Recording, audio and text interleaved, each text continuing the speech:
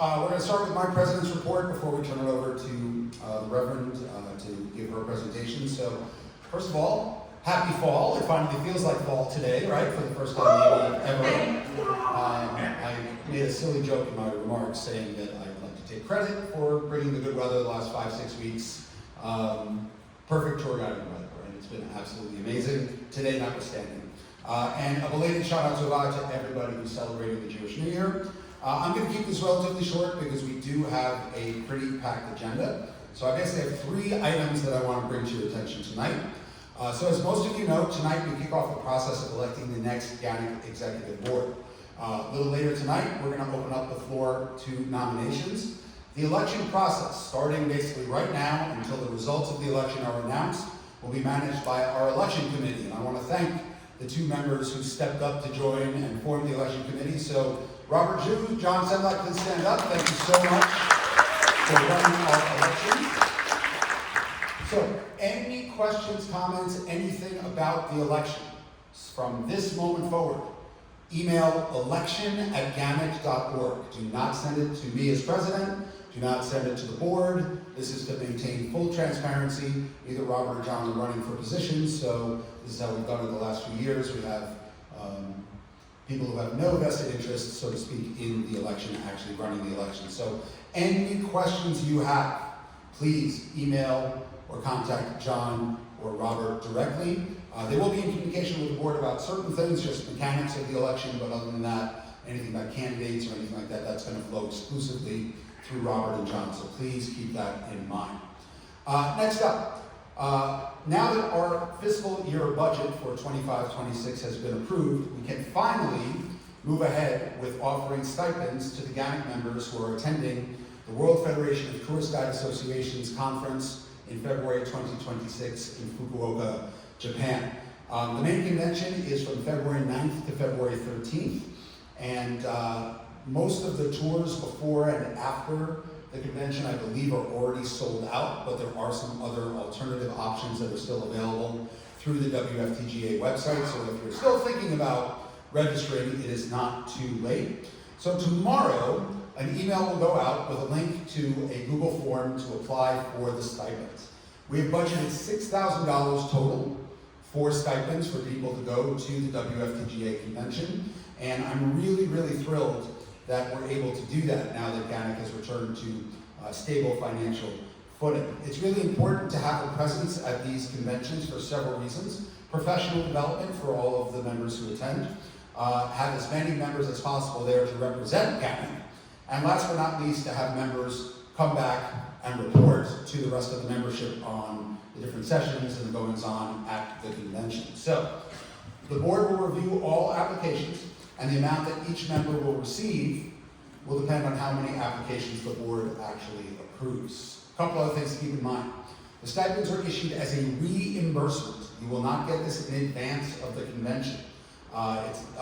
So you receiving the stipend is contingent on you attending the convention, as well as submitting your report both verbally and written when you return. For the next couple of months after, we'll dedicate time at the meetings for updates on that. The segment that we will ask you to cover will be determined in advance of the convention, so it won't be like, hey, we're in Japan, what are you going to cover, right? We'll know that in advance, and we've done that with the last several NFTGA and WFTGA conventions, and it seems to work pretty well.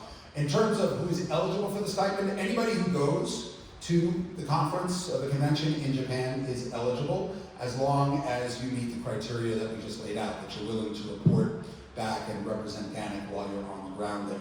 Priority, though, will be given to attendees who have never been to a WFTGA convention before, as well as newer members of GANYC, and of course, members who volunteer their time for GANYC as well. So, if you want more information, just go to WFTGA.org, and there's a link there to the convention site, and that will give you as much information as you need. And then the last thing that I wanted to bring to everybody's attention is November 1st, which is before our next membership meeting, is the beginning of our new fiscal year. And that means that's also the date when renewals are going to start for membership for the 2026 calendar year. So, sometime in the neighborhood of November 1st, every single active member of GANYC will get an email reminder to renew your membership. And until you do, you're going to get lots of other email reminders to renew your membership. So if you don't want those annoying emails, renew as soon as possible, my friends. Our next meeting is November 5th, so this will kick off shortly before that. So I am basically starting my annual plea to please renew your membership. Membership dues for 2026, for those of you who weren't at last month's meeting, we are raising them $5 from the previous year, so it's going to be $180 for the coming calendar year. That's a $5 increase. We are also introducing our emeritus membership category for the first time, which is going to be $108. This is for retired guides only, fully retired.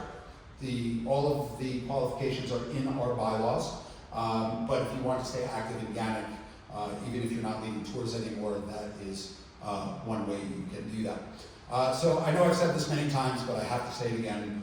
Membership dues provide GANYC's largest source of revenue, bar none. It's not even close. And this is what allows us to provide so many services to all of you, our members, and keeps us as the preeminent local tourist guide association in the world. So I encourage you all to renew your membership as early as possible in the process, if for no other reason than to lessen the stress levels on myself and the rest of the current board. We will start freaking out at midnight on November 1st, I guarantee you that. So, also, please encourage your fellow GANYC members to renew early as well. Last thing about the renewals, when you renew your membership, it is a great time for you to take a look and review and edit your profile on GANYC.org. I know I've been a little remiss about updating my profile, but we do get great SEO scores for New York City tour guides. When people search that, we are the first page that pops up. And people do get work from the GANYC website. So if your profile is not up to date, you might not be getting the inquiries from tour operators and members of the public that you might otherwise be getting. Now, I've been saying this at a lot of our interviews with new members. You're not going to make a whole career out of jobs you get from GANYC.org, but it is part of the puzzle to put together for how you make a living in this industry. I checked this morning because I was curious. We have 375 active members, only 240 profiles on the site. So that means, I'm not good at math, but at least a third of our members are not posting a profile. Now, there are reasons why some people don't post profiles, but I don't think there's a reason why 135 people aren't posting profiles. So if you have not yet done so, I encourage you to get your profile up there as quickly as possible. Email it@ganyc.org. Emma's waving her hand, a wonderful IT chair, to find out the steps on how to do that if you are not sure. It would have been in your initial email, welcome to GANYC, how to do that, but if you're not sure how to do that, please contact it@ganyc.org. And as Emma has mentioned at a couple of other previous meetings, new additions, new features have been added to the profiles, including the ability to add individual tours. So if you've not been taking advantage of that, when you renew your membership, it's a good time to go back in, kind of like you check your smoke detectors, every time you change the clocks. Same thing, when you renew your GANYC membership, check your profile, make sure it still reflects who you are as a tour guide and puts the best face out there for people who may want to hire you, okay? So, those were just the 3 items I wanted to address quickly tonight. Before we turn it over to our host and guest speaker, any questions for me? Okay, great.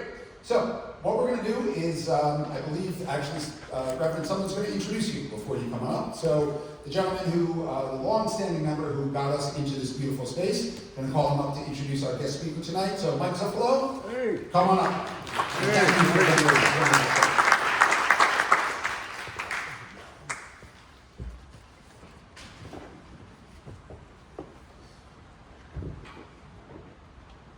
So how it happened, on my way to the city tax office back in April, I stopped by here. I said, what is this place? Huh? I walked in, it was Stephanie Bennett. And I said, Stephanie, can you tell me about this place? She said, sure. And in a few minutes, she rolled me in. I left, I called her. I said, how would you like to join us? She said, why not? So here it is. This is such a special place. It is absolutely unique. It's a national landmark, actually. 1973 1963, a city landmark, 1965. It's the oldest congregation, Methodist congregation in North America.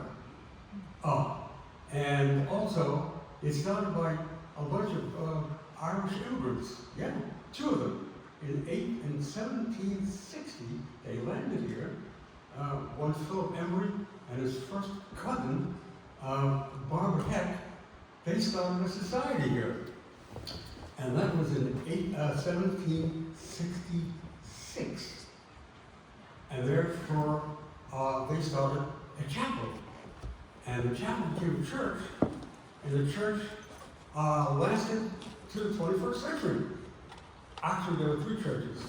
One in 1768, then in 1817, and then in 1841. It went through 3 revolutions: the American Revolution, the Civil War, went through First World War I, II. It's still here. It's an amazing history, but a lot of legacy, and I thought perhaps we should know about it. So we're bringing up our pastor here. She's 162nd. No, is that right? Yes, 162. Oh, right. And she started in 2017. She served parishes in North, South, East, West, here in Long Island. I think also in Connecticut. And she is going to present more of what this church is about. And I'm glad to say that we've got a lot to learn from her. I'm so pleased that she's here. So Stephanie, would you please come up and tell us what we don't know about the John Street Church here on John Street, New York City.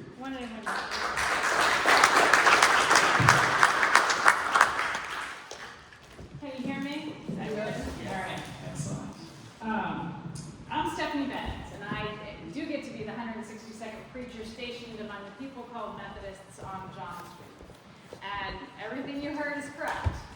We are the oldest Methodist congregation in the country. Methodism is a movement that started within the Church of England in England. The 2 key leaders that are credited with forming the idea of being more fervent in your faith in the Church of England into an organization are John Wesley and Charles Wesley. That spread throughout throughout Britain, and then some people who had practiced it in Ireland, what would have been Northern Ireland at some point, came here because they wanted the land grant. They didn't come here with the idea of spreading Methodism. Methodism doesn't spread here because somebody decided that they would bring Methodism, but people who were coming here in search of a land grant ended up bringing it here. And it spread from here to all over the country.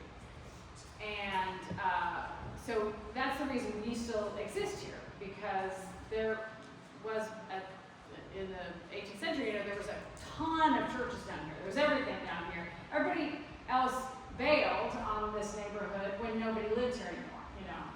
This becomes an entirely commercial neighborhood, and all the other denominations wisely decided they did not need a church where nobody lives, because, to be quite frank, you don't need a church where nobody lives. But this was a treasured piece of history for Methodists. So that's why we still get to be here all these years later. So I was telling folks on the little walkabout earlier that this Sunday, October 12th, is our 259th birthday. The very first, we look really good for our age. The very first meeting took place in the Philip Embry home. He's preacher number 1. 6 people were there. There's a painting downstairs in the library you may have seen. And that painting is of that, an imagining of that very first meeting. And it would soon grow to go into a couple of other homes just to get a little more space, and then eventually it would start meeting at on William and Fulton in the old rigging loft. There's a rigging loft there. There's a plaque now at the entrance to the subway that says, this is where the Methodists used to meet, at the rigging loft. And we met there a couple times a week, and as they were growing, they began to think it would be nice to have a dedicated space, or space they could use more frequently, or they didn't have to share. And that was their own, and they talked about buying land, but none of these were particularly wealthy people, and so they found themselves uncertain, and they decided they would have 2 days of prayer and fasting. And during those 2 days of prayer and fasting, Barbara Heck, who is credited as the mother of American Methodism, and her portrait is downstairs, she was praying and fasting, and the voice of the Lord came to her and said, "I, the Lord, will do this." And she took that as a sign they were supposed to buy this property. So they bought this property in March of 1768, and they opened Wesley Chapel 2 years and 2 weeks from that very first meeting of 6 people in October of 1768. And we've been on this plot of land ever since. And this is, in fact, our 3rd building, and this building dates to 1841. There's almost no history of New York that we don't have, we couldn't touch on by visiting John Street. And obviously the American Revolution, we have a lot of stories around that. And so if you give tours on the Revolution, one of our pastors was a officer in Washington's Army. He became a Methodist minister later, but downstairs in the museum is his trunk from the American Revolution, and his sword, his field sword, is in the museum case, and I have his dress sword. If you're really nice and I'm around, I'm happy to show it if you come by for a tour. There's a very large painting at the museum downstairs that shows what John Street looked like when we opened. That is apparently a very accurate depiction of what the south side of this street looked like at the time. And so if you're doing that period of history, that painting is probably a useful tool for you. I could share with you access to a PDF that describes what all the different buildings and stuff are. So I'm just trying to think of some of the ways we could be helpful to you in telling the stories that you love to tell. I will say that if you are giving a tour and you walk by and the doors are open, you are welcome here. You're welcome to utilize the museum to tell any stories you might like, but you're also welcome just to use the bathrooms. We're fine with that. And I feel like that's one of the best resources we could give. So as you already know, so much happened in this part of town. So much happened in this city.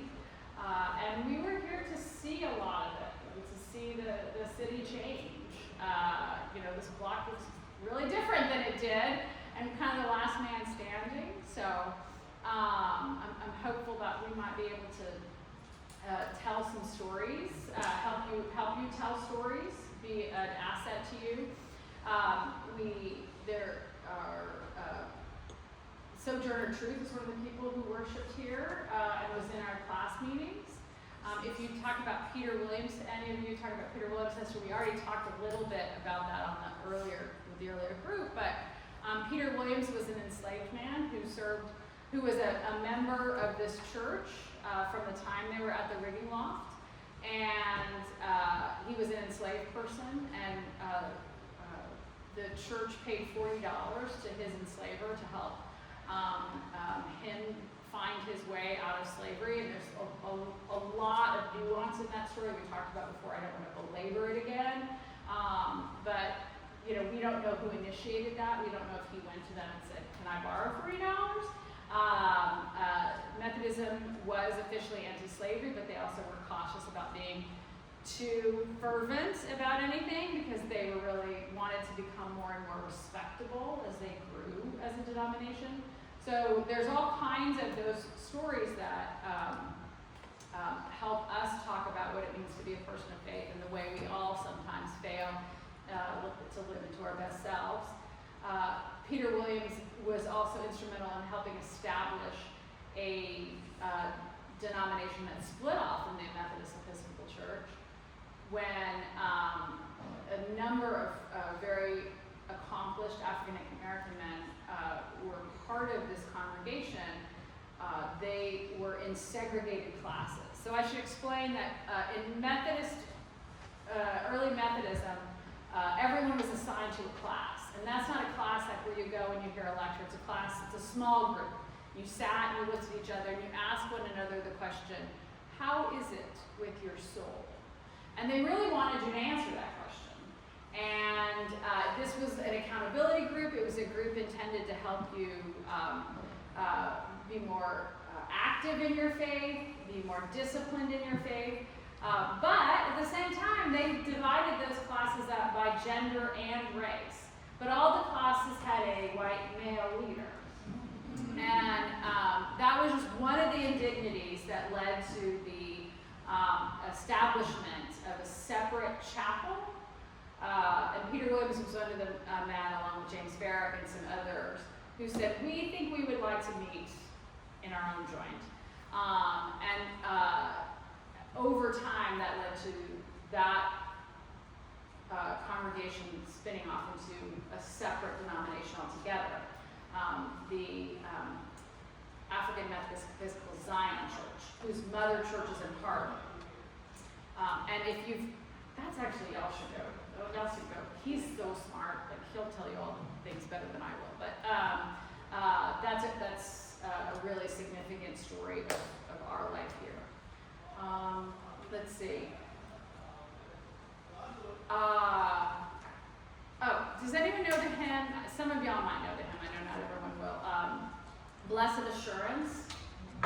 No? All right, it's a very famous hymn. But the hymn writer, Fanny Crosby, attended church here.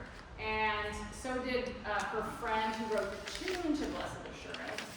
And that tune was written one day when Fanny went to visit Phoebe Palmer Knapp in Brooklyn in her home. Phoebe Palmer Knapp played this tune for her and said, what does that say to you? What do you think that tune says to you? And Fanny Crosby said, Blessed Assurance. And it became, she sat there and wrote the first stanza right there. That became one of the most important and beloved hymns in all of Christendom. Important across many, many traditions. So, the schism in the Methodist Church took place in New York, not at this location, but at a congregation uptown that no longer exists there, but was on Green Street. And Methodists in 1850 become the last of the Protestant denominations to split over slavery. All of the Protestant denominations in the country split over slavery. Then the Civil War happens, not that long after. It might mean something to you for me to tell you that in the last 20 years, maybe 25, all of the mainline major Protestant denominations in the U.S. have also had a schism over human sexuality. So, you know, you can do with that information what you will, but the split in the Methodism happened at the Green Street Church when General Conference was meeting, and that was over a bishop who had inherited enslaved persons, and it caused quite a scandal. They basically, the meeting said he could no longer be a bishop anymore, and so the South walked out and said, we are going to split off into a separate denomination. So there's just all kinds of ways that the history of Methodism touches on every period of American history. I want to make sure I get plenty of time to ask questions because I'm sort of not sure exactly what topics y'all cover in your tour. So let's do some questions. So how many other denominations were there here in Lower Manhattan at the time? Now, down the street you got St. Paul's. Right. So in the pre-revolutionary period, I think it's like 16, 17, but it could be even more. So I know there's at one point there's 3 Dutch Reform, including the one at the corner of Dutch and Fulton, and that's that is the church where the businessman's revival starts, which turns into the Third Great Awakening. We were an overflow congregation for that, so they were originally at that Dutch Reformed church, but they soon began to use this space as well for that in the 1850s. And there were Presbyterians, there were Baptists, there were Quakers, there was a Jewish congregation down here. Lutherans were here. Say that again? Lutherans. Yes, Lutherans, yes. There was Lutherans here. There was probably one of almost everybody in that period. And they all sold because you really don't need a church where nobody lives. And which is why this congregation fought for years about whether we should continue to exist here or not. Because by 1830s, this stops being a place very many people are living, and so it becomes a tiny congregation, and people are having to troop down from the places they actually live. And when the city made us tear down building number 2 after the 1836 fire, they wanted to widen the street, and so they basically, bit into a significant part of our building. And there was even a conversation about whether we would build this one.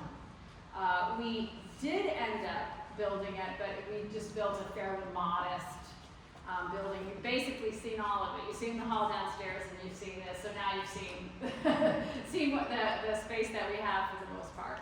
Believe it or not, we used to get so much sun here that we needed shutters on these windows, right? Now it's dark here all the time because of the buildings on either side. But we actually did, when it was first built, get a tremendous amount of sun. And the decision was made that they would build this modest building because of its historic nature. But all the other congregations left because they wanted to build, sell, maybe they could from the property down here and build something where people lived.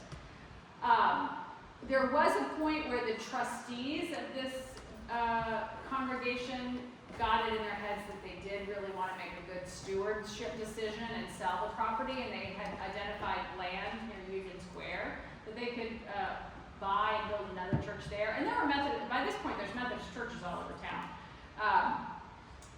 And they were called uptowners because they wanted to move uptown to Union Square. And the downtowners, people who love the building, and they move into the basement downstairs and refuse to leave. So as they sort of stop the transfer of the property, and the trustees, the uptowners, they hire some thugs to come rout the ladies out of the basement downstairs, and a brawl ensues in the street in front of the church. Right, yeah, in front of the church over where, it's really a lovely thing. And it was such a good look because it made the front page of the New York Times. And Bishop James, at the time, decided that was it. And so there was an ecclesial law transfer, a change of ecclesial law and a change of state law, that this property is enjoined and can only ever be a church. What year was the brawl? The brawl, I think, is 1855. And there's a stick in the museum that we kept to remind us of that time we beat each other with sticks out in front of the church. I know some of you do any tours around gender. You will be interested to know that until the 1830s, Methodism practiced seating separate by gender. And I think, I can't actually prove this, but I think that the middle part of the pews that you see was part of that segregated seating. The reason I'm not 100% sure is, it's in the middle to late 1830s that practice begins to change, and this building was opened in 1841, so the day it opened, we would have already been practicing, you're gonna love this, promiscuous seating. when they let men and women sit next to each other.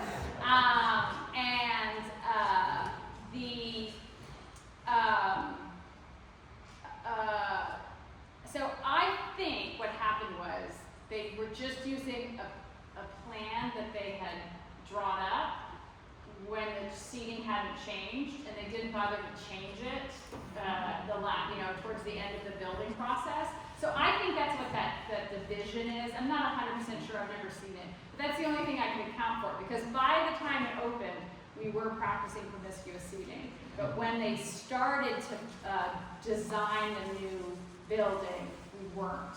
So I think it's a leftover. The other thing that's kind of wackadoodle is if you look down at your feet, you'll see those little boards there. If you come from a tradition where you kneel, you might think those are kneelers. They are not kneelers. And if you tried to kneel, it would be incredibly uncomfortable. That's our old heating system. You would bring a little box, you would bring some coals, from your fire at home in the winter, like a little bowl, and we had these little boxes, and you would put them under there, and they had holes in them, and then you could put your feet up, and then that would help keep you warm in the cold winters. So we don't use that anymore. So these are original to. Yeah, these are from the 1841 building. Yeah, everything in here is from the 18. And a lot of pieces of this were reused from the prior building as well. Because remember, that building wasn't torn down because it was decrepit. It was torn down because the city wanted to widen the street. So we reused various parts of it. That's right. Another question about the building. Sorry, hold on. Please stand up and identify yourself, and if you need the microphone when you come on. Thomas. Sorry, I'm getting on to the architecture. So two questions. Yeah. So in front of the building, I noticed that there were these little grass attached to the facade. There's a crack. Yes. So those two little things. And then the other question was downstairs, the bench that is in a circle that's divided into pieces. That's, I think, for one of the class meetings. Yes. So those are two great questions. The first one is really just when there was work being done in the courtyard, those things had to be put there so they could measure that no further no further cracking ensued from the construction in the courtyard. So those are just evaluative for the construction. Will be disappearing hopefully here pretty soon. Those meeting benches, those are my absolute one of my absolute favorite pieces of our history. So again, class meetings were an essential feature of early American Methodism. And this was a town in the early part of the 19th century where all kinds of people were coming to the city, whether from overseas or from the Hudson Valley or Pennsylvania, many of them young, many of them unaccompanied by, except if they're lucky, a sibling or something. And they're ending up working as housekeepers or apprentices in all kinds of businesses, and they are alone in the city. And we find those people again and again and again on our rolls from the end of the 18th century and the beginning of the 19th century. And I think one of the draws was those class meetings where you had a small group of people who expected you to show up every week, and they looked at you and they said, "How is it with your soul?" And you answered them sincerely and earnestly. And there was just this belief that you could, your faith could grow, you could do good works, you could have an impact on the world, and that you were not alone in the world. Which, if think about a 17-year-old coming to the city from the Hudson Valley or something.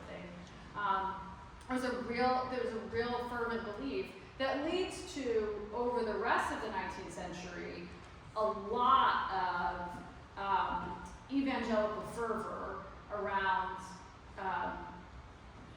Sunday schools to teach children to read. The origin of Sunday school is teaching children to read. Now, part of that is because we wanted to convert all these little kids who were likely families of Irish or Italian immigrants to Protestantism. You know, so it's not like they thought it was a good thing, but you know what I'm saying. But Sunday school started as an opportunity to teach children to read, because Protestants thought it was essentially to read the Bible. So they just did all kinds of activity and work based on this belief that you could make the world a better place. You could ameliorate the conditions in 5 points. You could teach women how to sew, or how to do, you know, other skilled, low-skilled, semi-skilled work, other than sex work, right? So there's just so much of that activity in this neighborhood during that period. And I think a lot of it does stem from that small class meeting. Those class meeting benches I've never seen anywhere else. They were made for here, they've been here.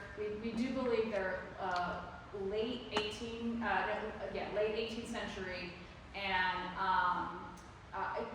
such hard a task in that time. So clearly a labor of love, and speaks to how meaningful that experience of being in a small group of people who cared about you and came looking for you if you didn't show up was.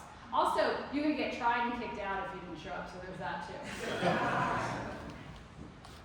Stand up, identify yourself. Sorry, yeah, John, someone. You had said earlier that I think the church was responsible for organizations like the 5 Points Mission. So I'm wondering, so this brought you to ministering to a lot of like Catholic indigent or poor people or whatever. So I'm just wondering, did that bring the church into bad relations with the Catholic Church? Oh, yeah. Can you say anything about that? Well, yeah, I mean, and it wasn't just Methodist. Let's be clear that Protestantism in the period across the board, by and large, thought one of the things that they needed to do was convert Roman Catholics to Protestantism, right? I mean, like, this was a key element of their thinking, and there were times where at the 5 Points Mission on Sunday mornings when they were doing Sunday school, that the parents of some of the children who were being drawn in to come would get angry, and priests would get angry because they were not wrong in that they were trying to convert their children to Protestantism, and they specifically wanted to teach them to read so they could read their Bible.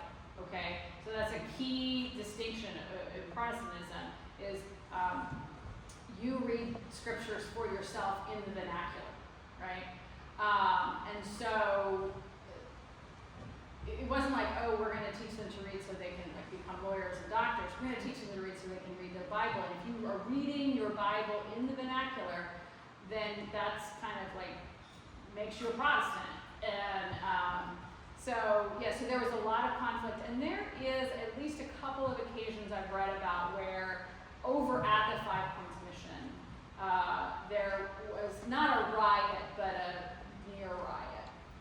And you said that the early Methodists, actually many of them came from Ireland, from Ulster, I guess, but you know. Yeah, so but they would have been Protestants. So did that, you know, arriving here and then ministering to, you know, Irish immigrants, was there any, I don't know, carryover of the relationship from the old country, or did that? No, because not play a big it wasn't a huge part of the congregation beyond that very early first group of 6 or 8 or 10.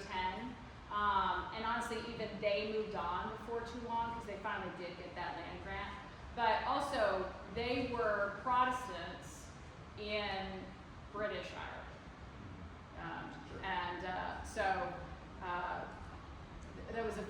It was very divergent from the, 4 decades later when Irish immigrants are beginning to be prominent in the city. Go ahead, go. Sorry, hi, I'm Annie. Such an interesting time in history for the use of how is your soul doing. So I'm wondering, in the 1760s, now 1776, what happened to the congregation for the people who sided with the Americans as opposed to siding, were they still soulful? Were they able to Yeah, so some people left, right? I mean, not just Methodists, but a lot of people, when this becomes an occupied city, you know, if they are strongly pro-revolution, they leave the city. So not exclusively, but it would have been a fair number of people here who probably were loyalists to some degree or another. And then I think, you know, a lot of them just were not engaged at all. Did you hear the story earlier about the God Save the King? Yeah. Did you hear for that? Yeah. I think this is. So the story I told earlier was during the Revolution, we were allowed to continue to have preaching meetings here because we were viewed kind of like a chapel of ease for Trinity, because Methodism in the period was a movement within the Church of England.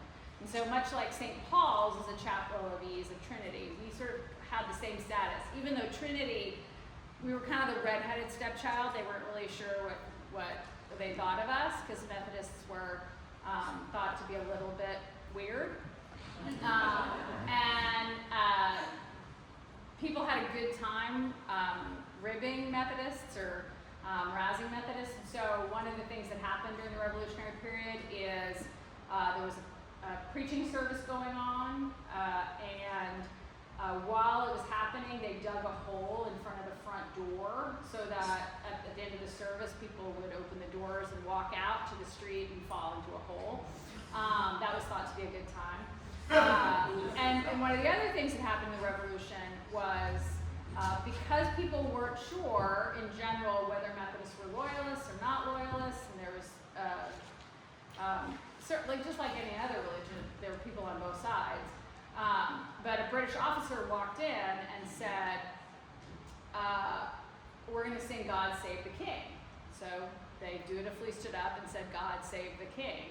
And then the person leading worship said, and right after said, our closing hymn will be Christ the Lord is King. So they were, I would say Methodists probably by and large were sort of like, our focus is on God. And that was not exclusively true, but I would say that's probably, the people here probably were trying to keep their head down when it was an occupied city. Yeah, hi, I'm Mike, and I just gotta say, this building and your history is just a city treasure indeed.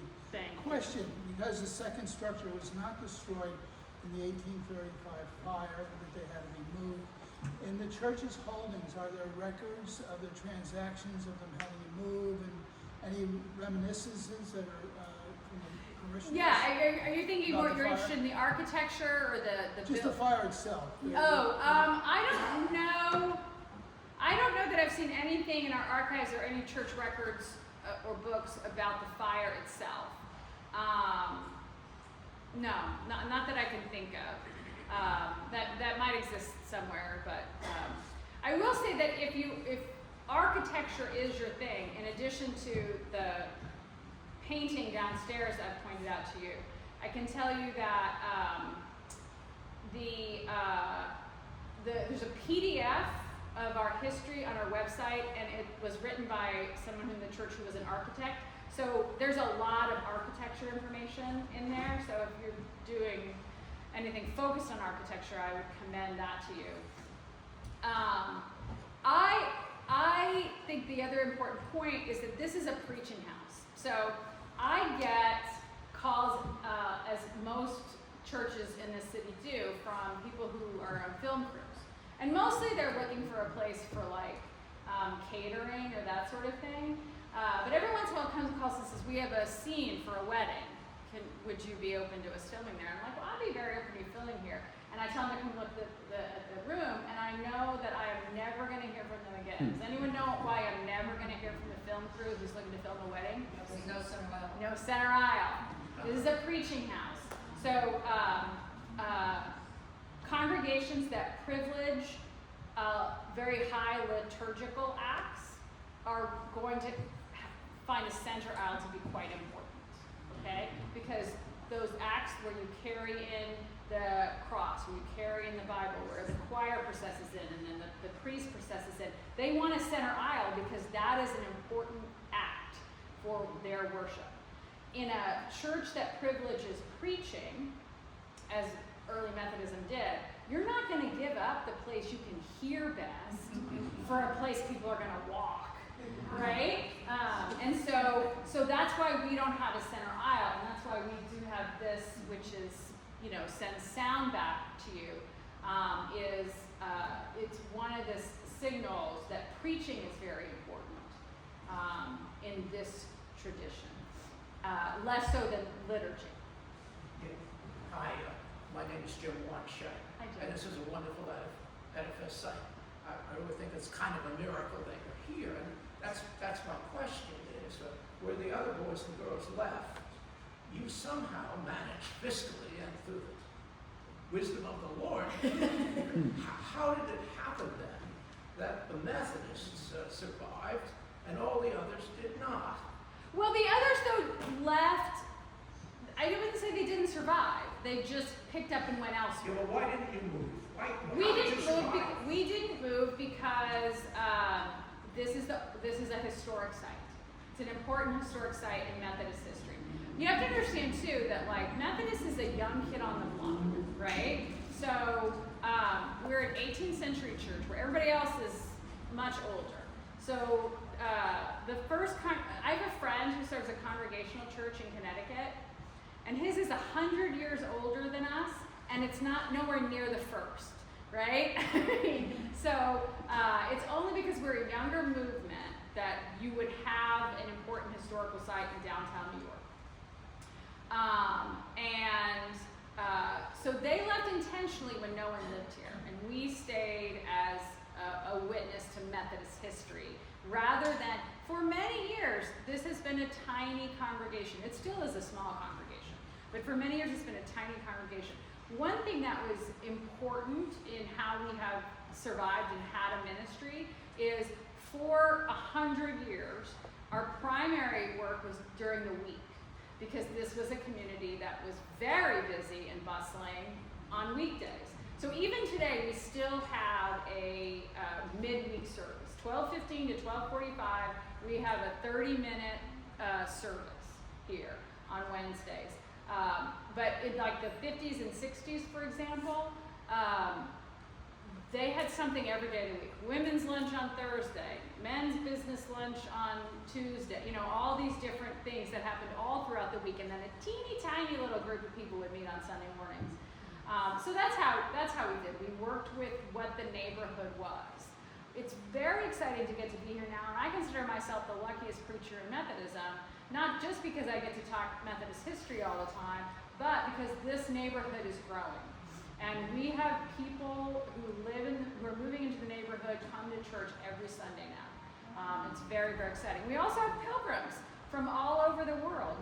United Methodism is a worldwide denomination, and we always have people visiting from somewhere else as well.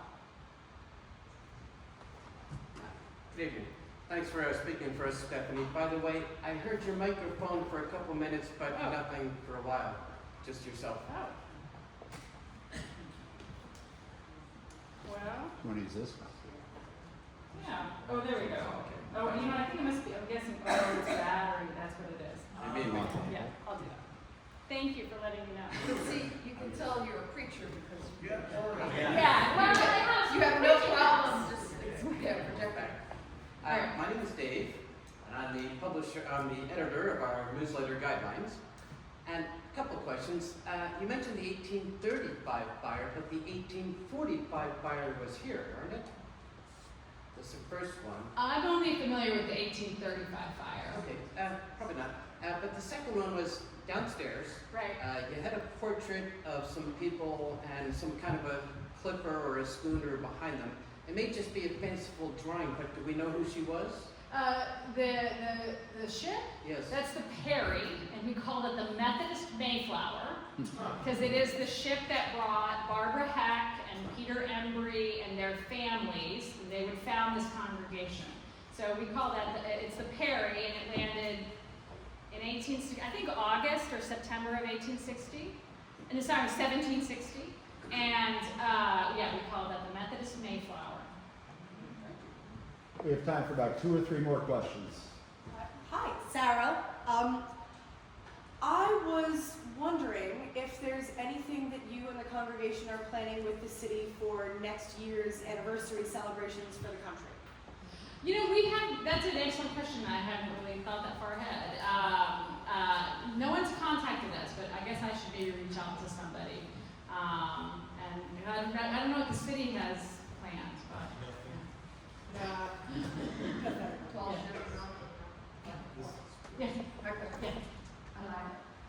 So you were talking about the congregation, and how big is the congregation now? About? We worship about 40. I think we averaged 42 last month. And so, do you have really nice donations? I mean, how do you keep the lights on there with 40 people? We struggle to get by, but we keep plugging along. Yeah, I mean, it's like I except for Trinity, like all churches in the city are probably, in a similar boat. You just need one good donor, really. Well, I would be happy with 10 or 12 or 15. That would be great. Yeah. It is not an easy task.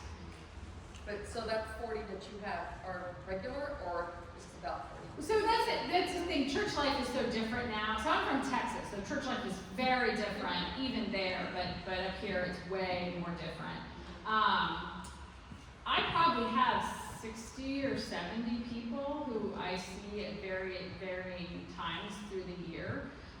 Nobody comes every Sunday anymore. Well, very few people come every Sunday anymore. So you might be regular, but I might only see you 12 times a year. So that average, what I said, is of 40. There's not the same 40 every week. Maybe one more? Okay. I just want to give you this. Oh, yeah. Don't make me small enough they know what it is, but... And did you pass my cards? I did. Yeah. So, like I said, come on in if the doors are open. If there's a way I can be of service to you, let me know. I do want to send you to our website to that book, which has more of our history and also has a lot of the architecture of the 3 different buildings. I guess one story I wanted to make sure I told was that during World War II, we averaged 2 or 3 weddings a day. And so there's lots of ways being in this neighborhood, right, we've seen a lot, and I think we could be useful in how you tell your stories, and we love that.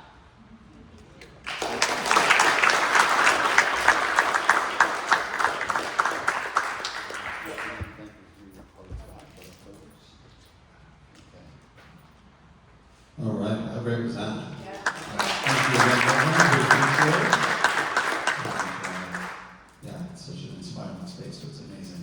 Now we're going to move on to something much more prosaic, I guess you could say, layperson. So we're going to move on to the elections for the next GANYC board. So I'm going to call up John Semlak, who is our election co-chair, and he's going to go through the process and then open up the floor for nominations. So John, it's all yours. This? You want to right there. Okay. No, just the process.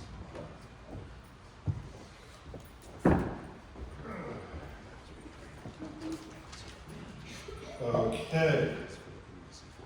So, thanks everybody. Just to introduce myself, my name is John Selmack. I've been a GANYC member for around 10 years or so. I've been, because we're announcing this at all our fan tours, and I keep not remembering exactly how long I've been in GANYC, so it's something like that. I did serve on the executive board several years ago for 2 terms, and now I've been asked to help oversee our election for new board members, or continuing board members, if it works out that way. And it's a tremendous honor to be out in that process. I am a co-chair with Robert Jute. I got your name right. Yes. I simply, and we are equal in the position. I simply speaking here simply because as a former board member, I'm a little more familiar with some of the basics of that, but believe me, I'll be relying on Robert's expertise as well throughout the process. Today is the day, as we do every time we have our election, we open the floor to nominations for all of the 9 positions of the executive board. We will take nominations and seconds for nominations from the floor, and then that process can continue outside the meeting by email or on our discussion forum, which I'll talk a little bit more about in a second, on the GANYC website. That process can continue for the rest of the month until the next membership meeting, or more specifically, 24 hours before our next membership meeting. We will accept nominations for positions to the board and seconds of those nominations. Every nomination must be seconded by a GANYC member. You may nominate yourself, I do want to stress that, and so on. But I may be getting a little ahead of myself. I do want to start with some general things. We are an association. We are governed by our own members. This GANYC election is a very important process in determining who we are as an organization. And so I want to encourage everybody. This will not be the last chance you have to be nominated. Again, we have a whole month for it.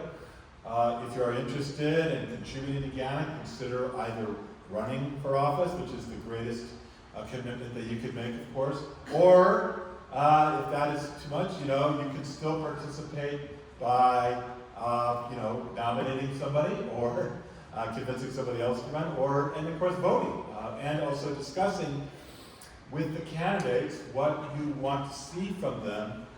You can question the candidates. What are you going to do in office, and so on. That's all part of the process.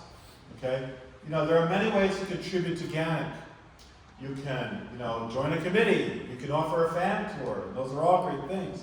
But the GANYC elections are the chance you have to determine the direction that this organization goes. It's very different than other opportunities to contribute.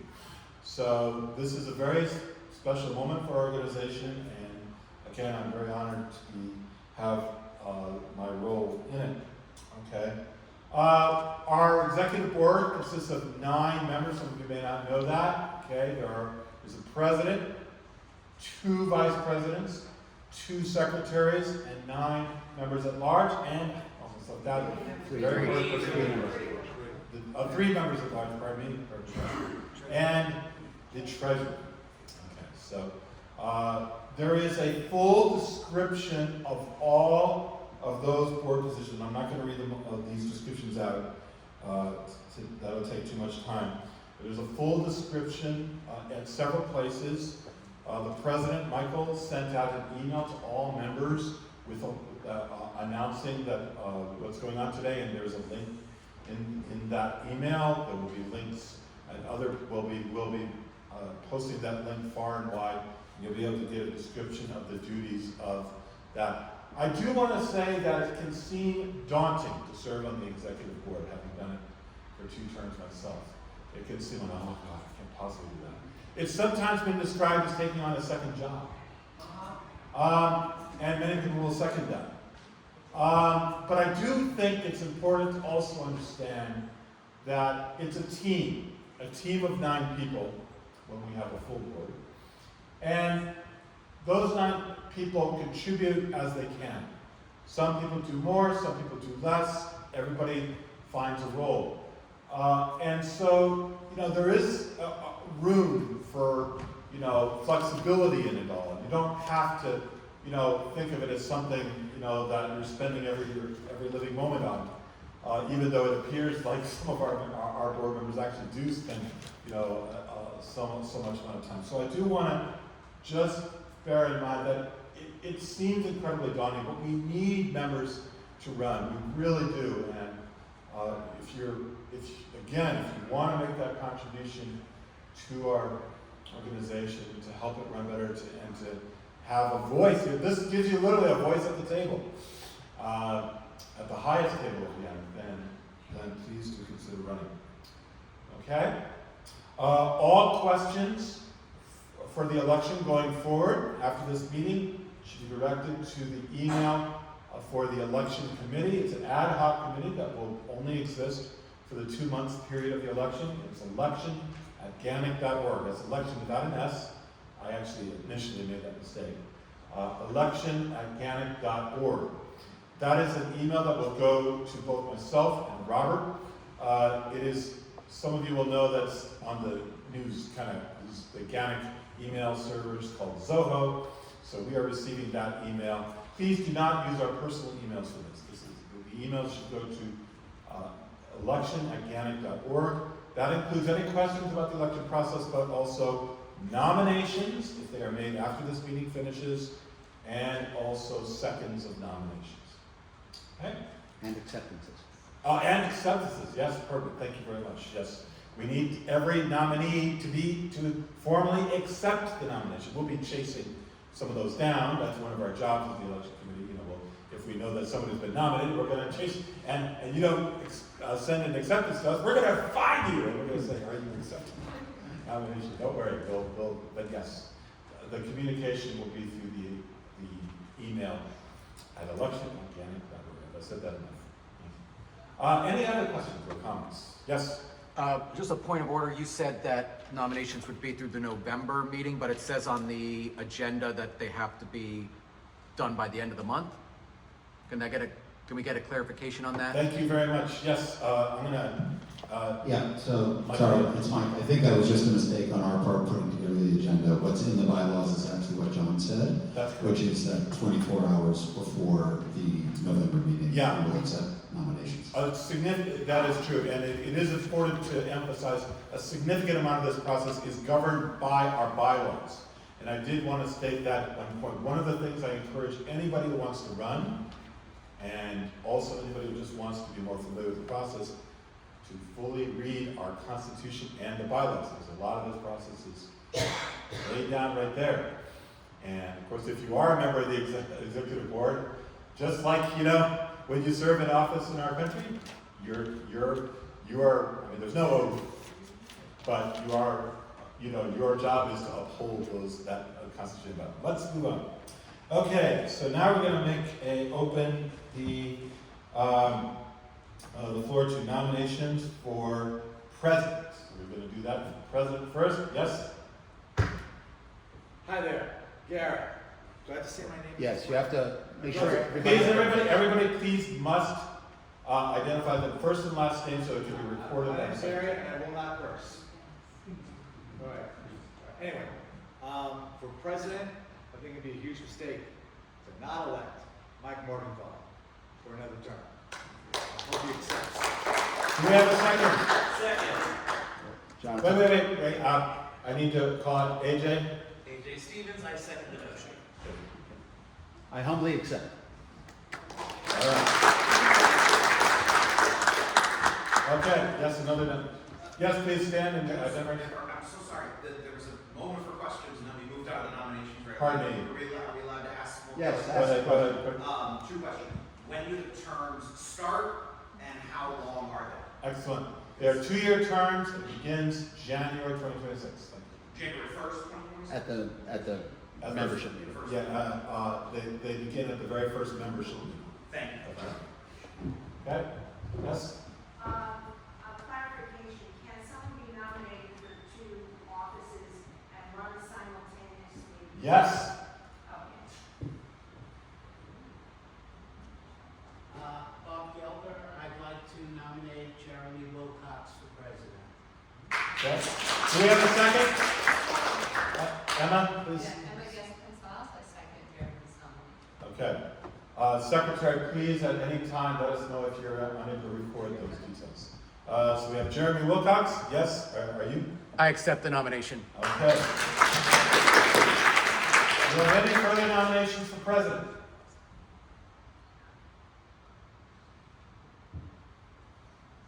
Okay.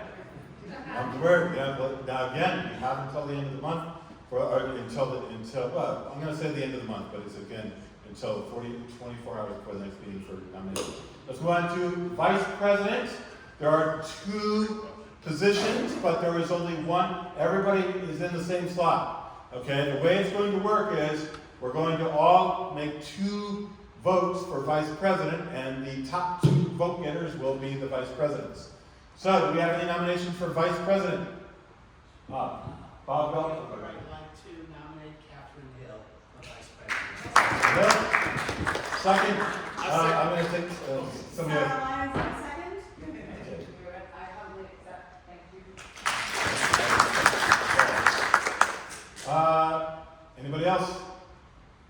Yes, in the back there. Jonathan Turner, and nominate Sheree Davis for vice president.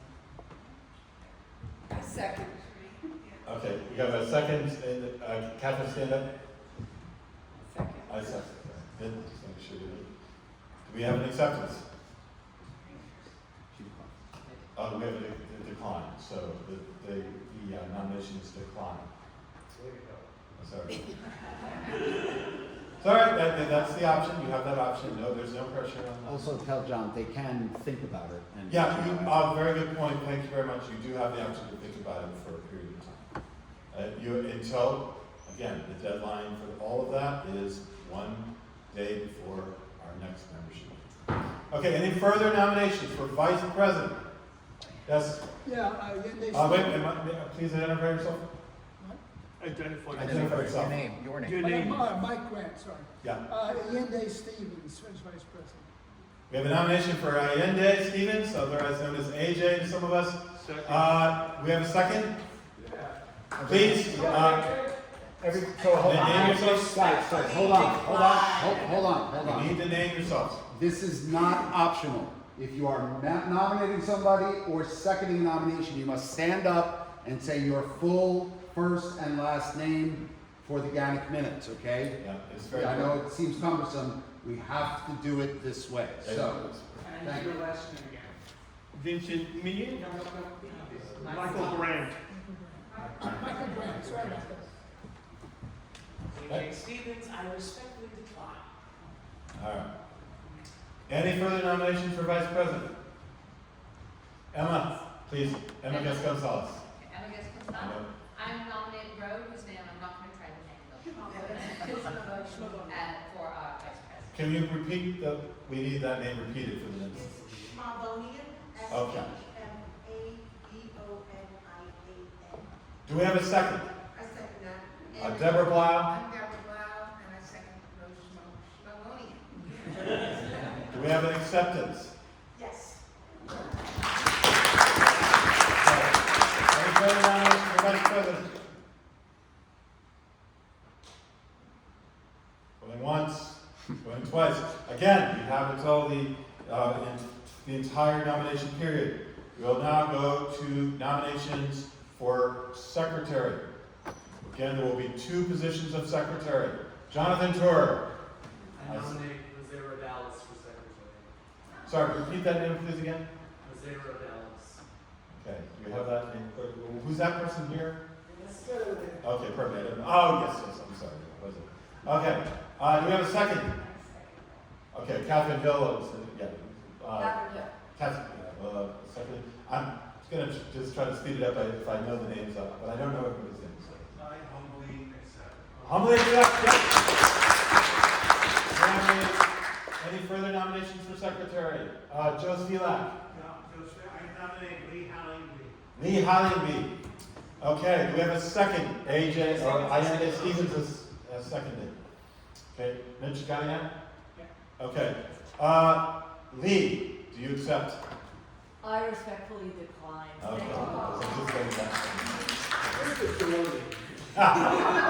Any further nominations for secretary? Michael Morgenthau. I nominate Mitch Paluzek for secretary. Okay, we have a second. We have a second from Jeremy Wilcox. I respectfully decline. All right. All right. Please, the floor is still open for nominations for secretary. Ann McDermott. I nominate John Hankey. John Hankey, okay. Do we have a second? Jeremy Wilcox. I will second that as well. Okay.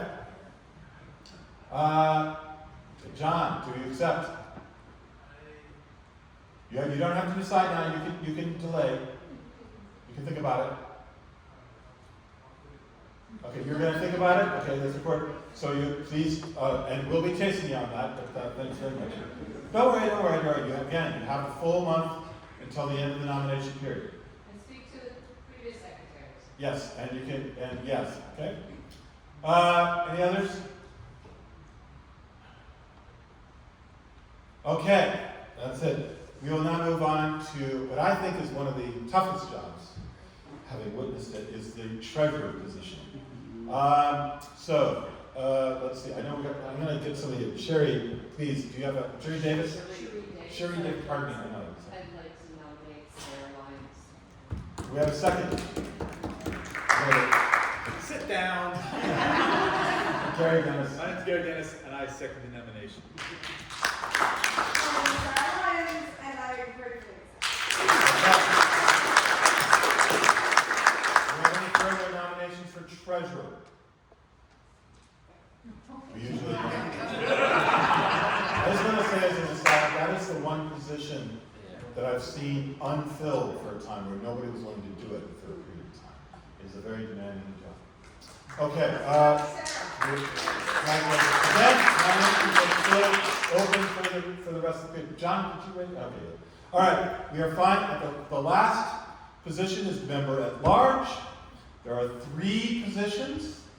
Again, this is a situation where when we actually cast our votes, we will be voting for up to 3 people, and the top 3 vote getters will be elected member at large. So now the floor is open for nominations for member at large. Sarah, I see you. Sarah Lyons. My name is Sarah Lyons, and I would like to nominate Gary Dennis. Gary Dennis is nominated. First of all, do we have a second? Beth Goff. Well, since that's seconded, You have to say, please do, that's just I know we're trying to rush it, but please do actually say, I second, so. Yeah, good.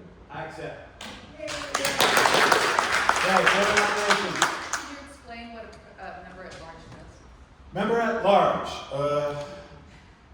well, I mean, they are the role is a little bit less defined than some of the others. That's a good question. Again, we did, so let me just, look, since it was asked, I am going to read out the position. Let's see here. Quickly here. Member at large. Member at large are responsible account for the general membership of GANYC.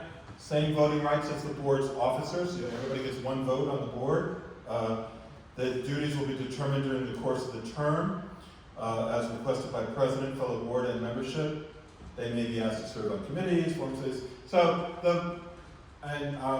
there's more description about being, attentive to the members, communicating with the membership, communicating with the rest of the board, and things like that. The role is not very defined. It is just you're an additional voice, you're an additional person to listen and to add opinions, and so on. So that's if anybody else wants to add anything, yes. I'd like to make a nomination. Yes. For Kyle Atkins for member at large. Jeremy Wilcox. Yes, Jeremy Wilcox. Kyle Atkins. Do we have a second? David German, I second that nomination. Thank you. And do we have an acceptance? Kyle Atkins, I accept the nomination. Okay, further nominations for member at large. Jonathan Juris. I'm sorry. You're going to try Sherry Davis again. Davis. For member at large. Sarah Lyons seconds. Okay. I accept. I accept. Hold on, Mitch, are you caught up? Yes. Okay. Yeah. I would like to nominate Christine Hansen. Again, that's Ann McDermott. Christine Hansen. And I guess Gonzalez, second that nomination? Very good. I'll accept that. Okay. Other nominations for member at large. You don't need to stop the screen. Yes, Deborah Blau. I am Deborah Blau. I'm going to try again for AJ Stevens. Okay, we have Ayanda Stevens nominated second. Jeremy seconds. Jeremy Wilcox second. Jeremy Wilcox has seconded. And I once again will respectfully decline. Deborah Blau. Okay, yeah. Mitch caught up. Thanks very much, and again, I very much thank the recording secretary for getting all this information down. Yes, please, Hi, I'm Joseph Nimmer. I'd like to nominate Daria Wilcox. Is that your last name? Sorry, I don't know. That doesn't make very good. But yeah. Yes, Daria Wilcox. Okay, Mitch, did you record that? Wilcox. Joseph Nimmer, I'd like to nominate Daria Wilcox. My name is Anaya, I'd like to second it. Yep, very good. And 99 Young. Yes, okay. All right. Do we have an acceptance? Yes, I humbly accept. All right. Any further nominations for member at large? I have my hand up. Yes, sorry. Oh, so I'm Lee Hollinger. I'd like to nominate Charlie Markham. Charlie Markham has been nominated. Do we have a second for that? I'll second it. Okay. Michael Morgenthau has seconded that. Charlie Markham, is that person here? Okay, that person will be contacted and asked if they accept. Okay, so that's how that works. Okay, any further nominations? Yes? I'd like to nominate Anaya for secretary. Nina Young. Anaya Young, secretary. I'm against myself. Okay, I see an immediate inclination, so we're going to avoid it. That's okay. That's okay. That's your right. Any further nominations for member at large? Okay. I just want to briefly remind. So, congratulations to everybody who's been nominated and accepted. Where of course the process will continue.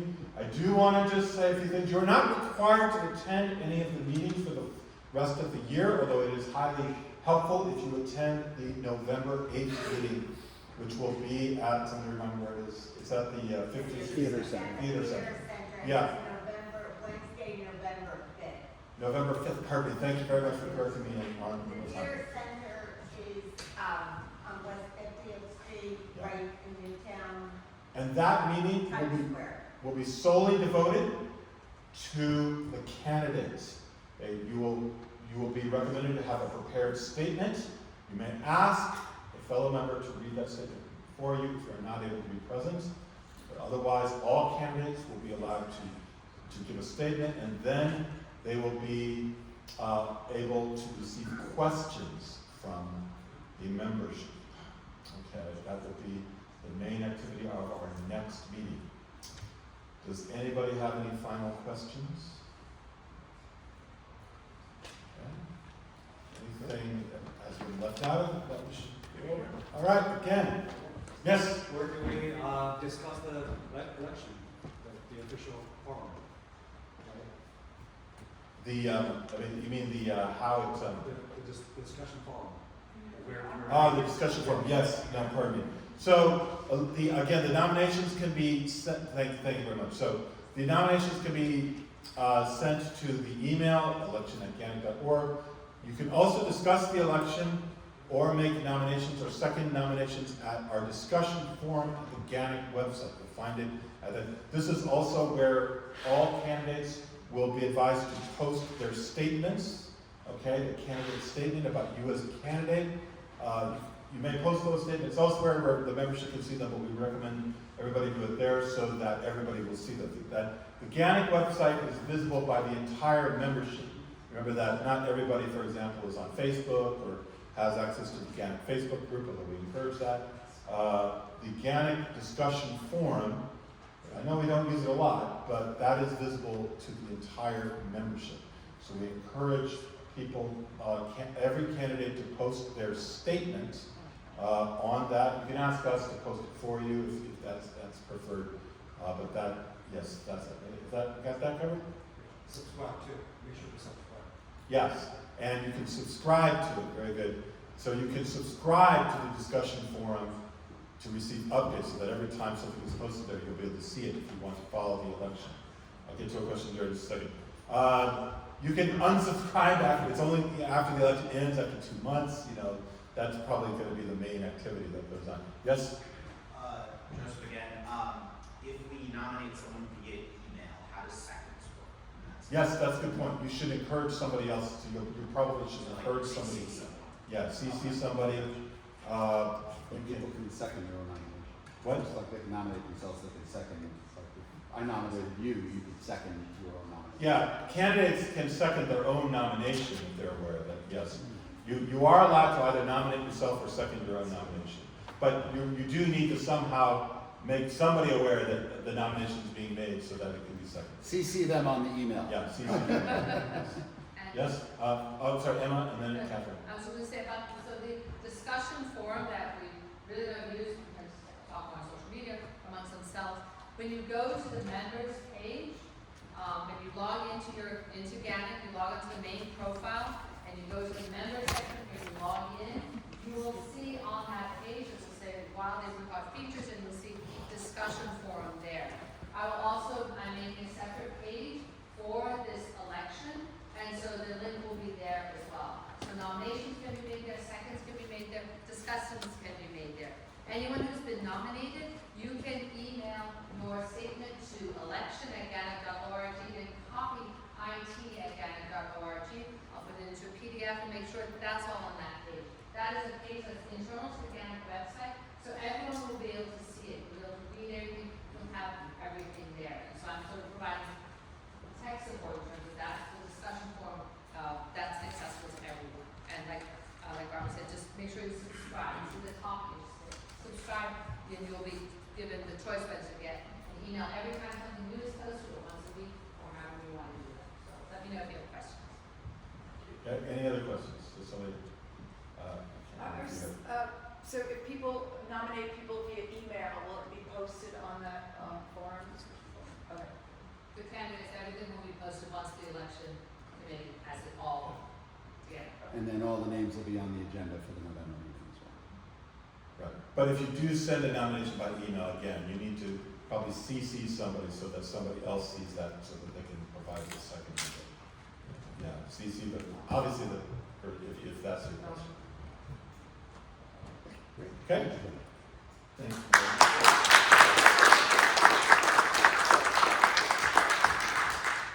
Okay, so first of all, thank you to John and Robert and to Emma as well. It's kind of a heavy lift to get when it comes to elections, so we appreciate that. And thank you to everybody who accepted the nomination, and even those of you who declined the nomination, thank you for giving it some thought. And John, you're still thinking about it, take your time, but certainly we encourage you to give it your best thought. And especially for those of you who have not been on the board before, for whatever position that you have been nominated for, I would encourage you to talk to somebody who's either in the role currently or has been in the role previously to find out more about it if you're curious. So, but again, everything will flow through John and Robert, so thank you again, gentlemen, for stepping up to help us out. Okay, so we are going to move on to committee reports right now.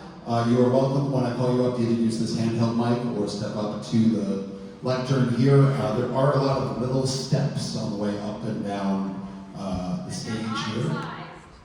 And they're odd sized, yes, tumble steps for the revolution, right? So in any event, when you step up here, please be careful. So we're going to start with the membership committee, and Daria Walcott, come on down.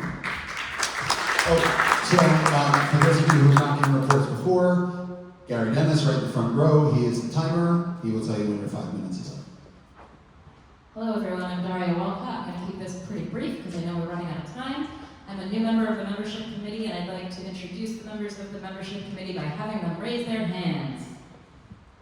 Awesome. Thank you, membership committee. We have a brand new member, Miriam DeLeon. Miriam, are you here? Not so much. All right, moving on. Well, welcome to Miriam, by the way. We've interviewed 6 new prospective members in September. We are about to interview 4 more in October. Check-in at last month's meeting was handled by John Hankey and Ann McDermott. Thank you very much. And check-in at this month's meeting was handled by myself, John Hankey, and Vince Meehan. Thanks, everyone. All right, quick announcement. We have a networking event coming up Tuesday, October 28th at Phoebe's. That's spelled P-H-E-B-E. At Bowery and 4th Street from 6 p.m. to 8 p.m. Again, that's Tuesday, October 28th, 6 p.m. to 8 p.m. at Phoebe's. And tonight, I would like to ask Jeremy, where are we hanging out? The post-meeting get-together, for those of you who want to stick around, is going to be at the Oculus Beer Garden. If you've never been there, it's right by the Oculus, as the name implies, Weather's turned around, so it's outdoors, but they should be open till 10, so hope we'll see a few of you there. Thank you, Jeremy. All right, back to you. All right, so by the way, that's Bessie and Church Street, if anybody needs to know. Any questions for the membership committee? Okay, great. Thank you, Daria. Okay, next up, NYC 400, Gary Dennis. Come on down.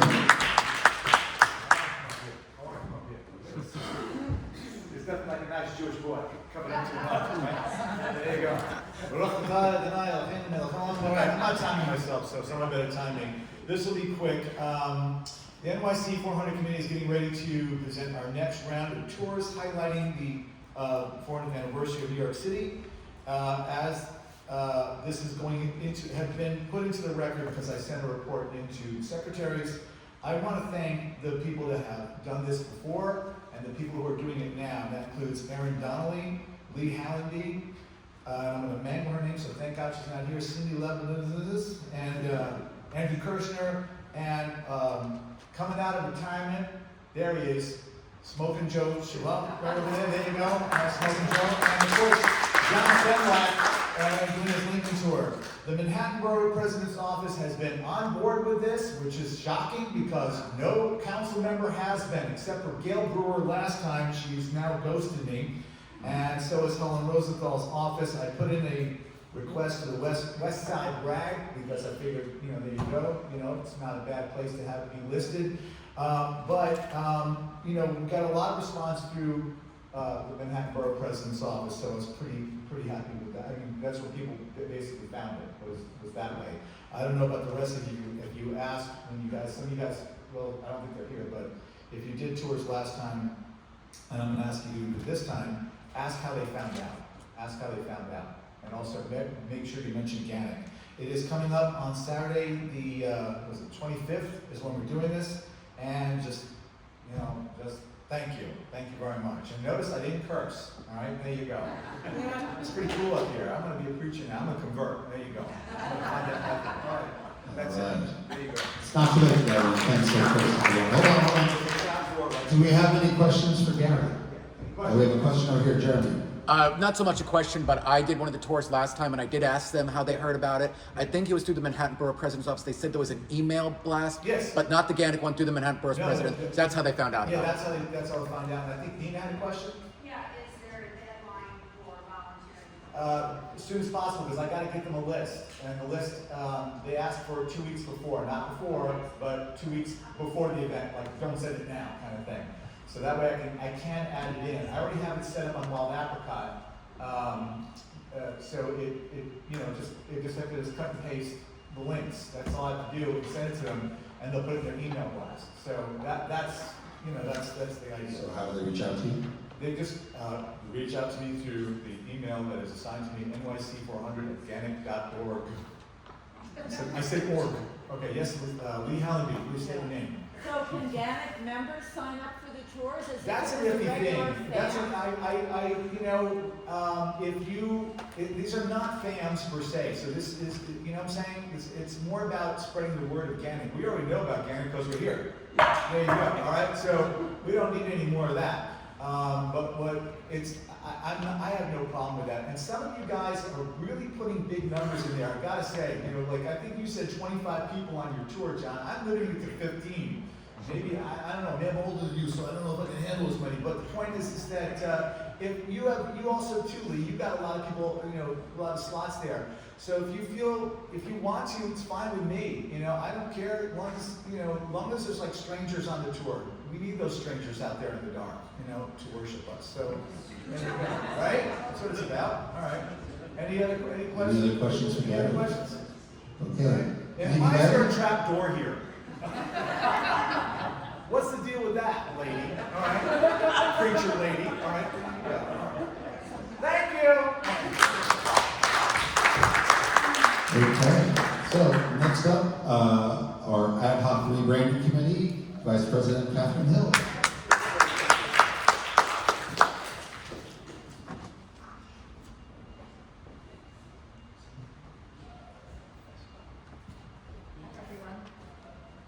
Okay, so rebranding.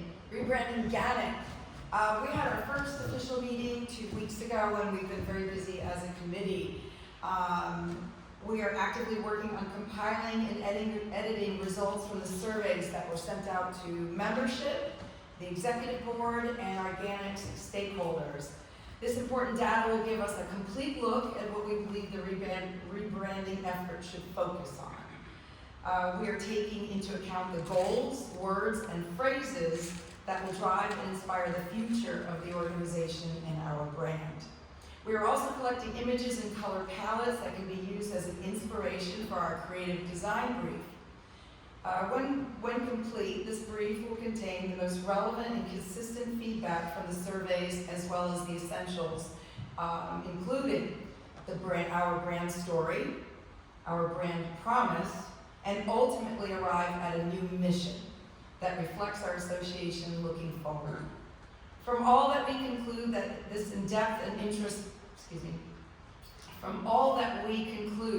in-depth and introspective discovery effort, we hope it will inspire the designer or design studio. We are searching for a local brand designer, and when I say local, I mean New York City, and have almost completed the request for proposal and RFP. An RFP will contain the description of the project, the deliverable items expected, and some of our wish list items, as well as the budget. We have prepared a timeline we hope can be adhered to, with the goal to deliver a full brand, including all the various marks, primary and secondary, a tagline, and a limited number of style-guided templates by the end of February. But we'll keep you posted on that.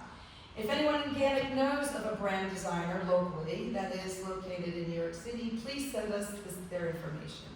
Please keep in mind that a logo design is not just rebranding. We need a designer or design studio that can help us arrive at an entire brand development package. So I just want to point out that we have this committee now. It's very exciting. I have a co-chair, which is wonderful to have a partner, Cherie Davis. And we have members of the board who are part of our committee. Cherie, Michael Morgenthal, our president, Beth Goff, my co-vice president, as well as Sarah Lyons. Other committee members include Jonathan Turner, Kat Scaglione, Jeremy Wilcox of membership and PR, Ann McDermott of membership. All important parts of the committee of having these other committees involved. Emma Guest Gonzalez, RIT, and Liam Strain, Mark Levy, and Ivana Wilbraham. So anyhow, things are moving forward.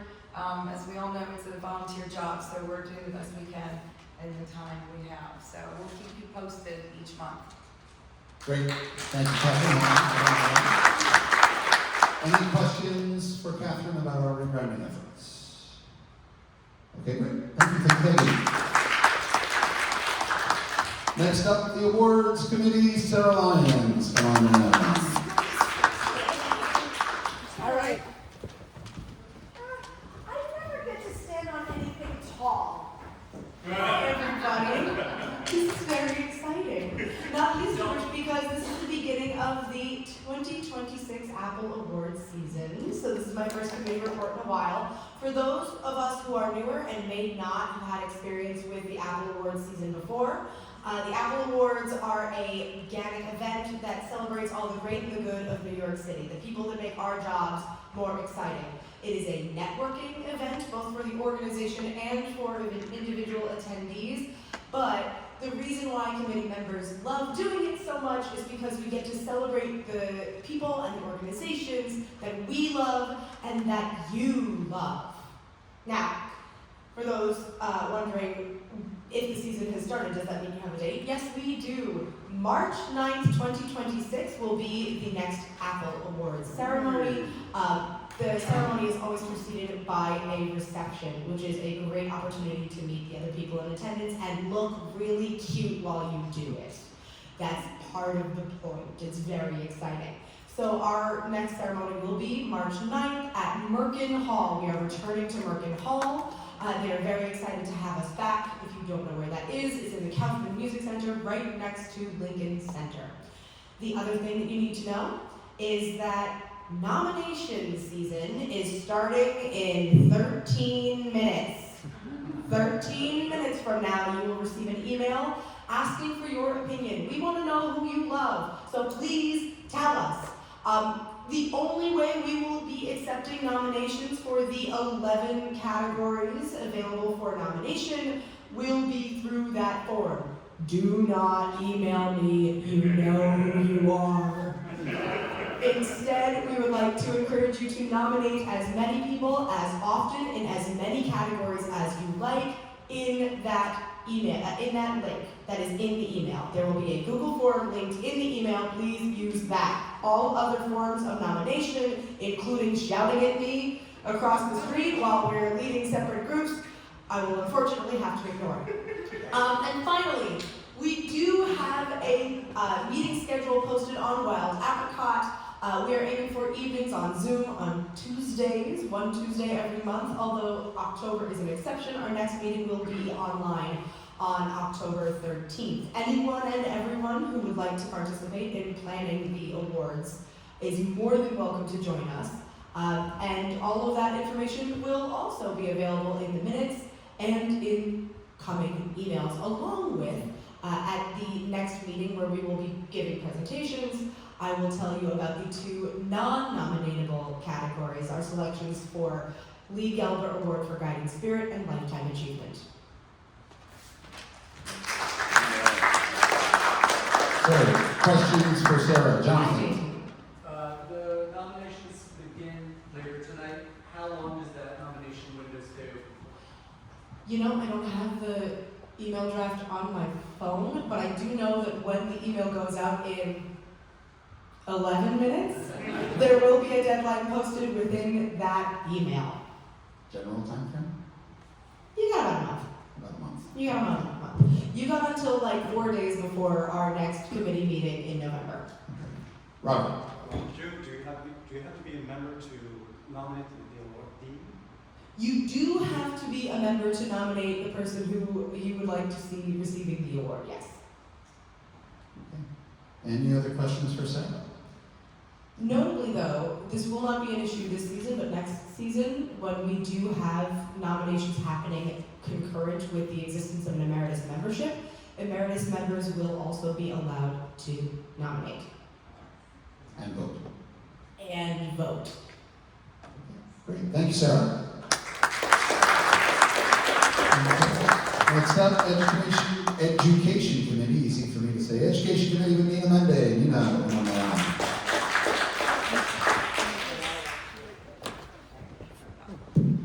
Try it this way. Okay, we always have like a 3-page report for education because we're doing a lot.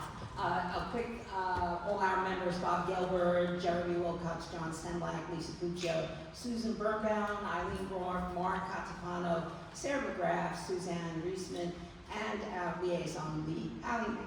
Okay, we have, thank you for the guest speaker tonight. If anyone has a suggestion for guest speaker, we're working on 2026, and you get to introduce them.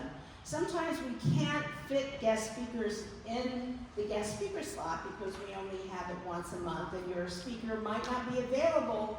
Then we have the option of a webinar. And we have a webinar coming up on October 21st with Alayla Bundles, who is the great-granddaughter of Alayla Walker, it's called Joy Goddess, Alayla Walker and the Harlem Renaissance. She has this brand new book out, and Lee and Jeremy will be moderating. So that's exciting. We couldn't fit her in as guest speaker, but because she's on a book tour, so tune into that webinar. It's going to be at 7 o'clock, and that's one of the benefits of membership. Busy October, we started early with a stroll through Brooklyn's Prospect Park with Ann McDermott, and then we continued with Between Two Bridges with Jason Stein, and then the Scottish American New York walking tour exploring Scottish roots with John Semlak. I mentioned those previous tours because they weren't mentioned in September. Now, our GANYC fall schedule continues on October 16th. Gin Jazz, the golden era of New York's nightlife with Andrew Newman. October 20th, I Remember Downtown Manhattan's Lower West Side, Part 1. It's an encore with Joe, back again, Joe Statham. And October 22nd, I Remember Lower Manhattan Part 2, encore. From Open Square to Maiden Lane with Joe Statham. If you haven't taken a tour of Joe, it's really absolutely necessary.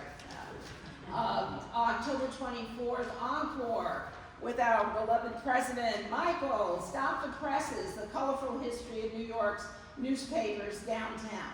And October 22nd, another encore with Michael Morgenthau, Klein Deutschland, New York's original German neighborhood.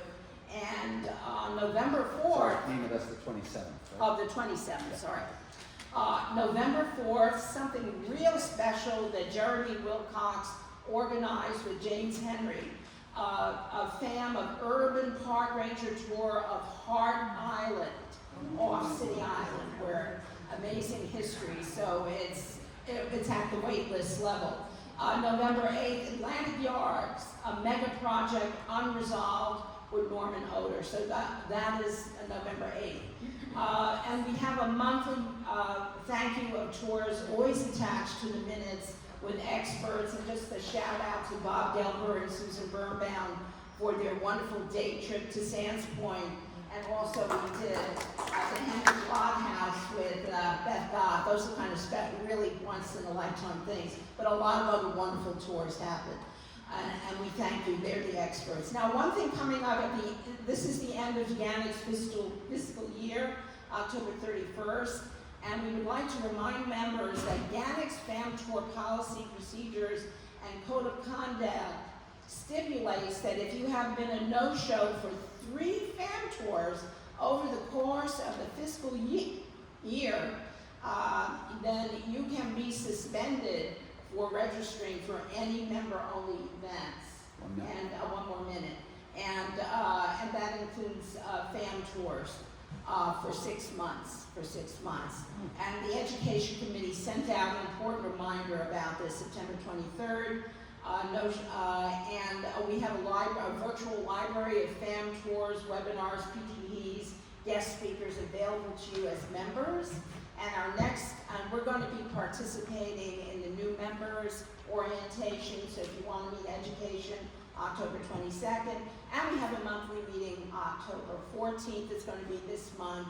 It's on Zoom at 6 p.m. Anyone's welcome to attend. Love to see you on the Zoom. Okay. Very good. All right, questions for Nina? Yes, Alina. Is the trip to the temple in Robbinsville going to be rescheduled? Yeah, hi, I'm working on that with Steve Klopper. I don't think he's here tonight. We're working on scheduling it again for November 19th, but he's waiting for the final confirmation that the temple can give us tours then. You might want to pencil in November 19th if you're interested in that tour. Thank you. Anything else for Nina? Okay, great. All right, thank you, Nina. Last committee reports tonight, Mr. Bob Gelber, Industry Relations. Go ahead, Mr.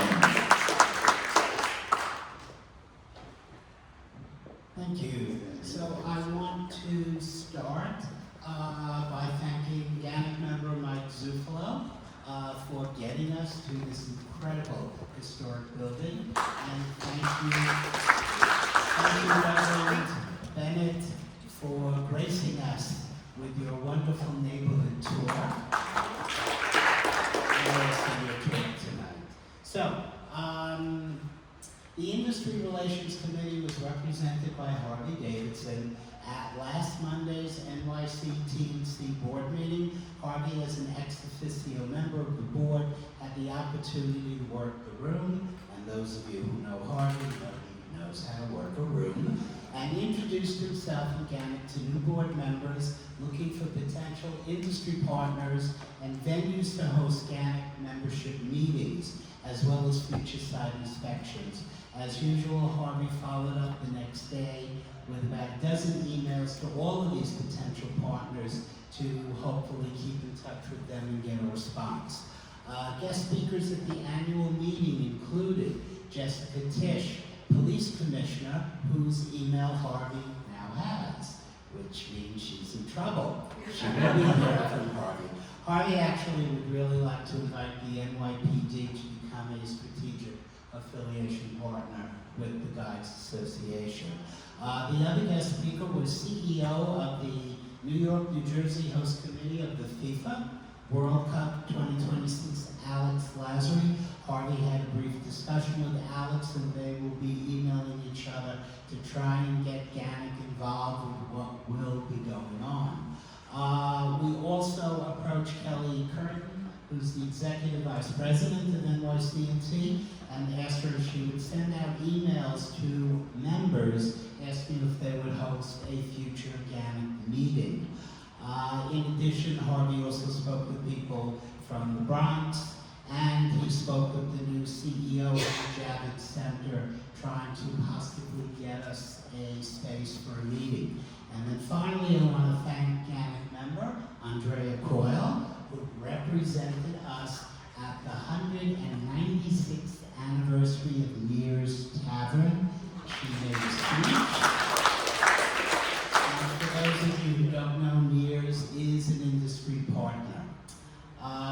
Finally, our next meeting, you probably know, Wednesday, November 5th at the Theater Center on West 50th Street. And I want to thank our member of my committee, two committees at least, Eileen Rourke, because she made all of those arrangements. And that's it. Question for Bob. Yes, Ann.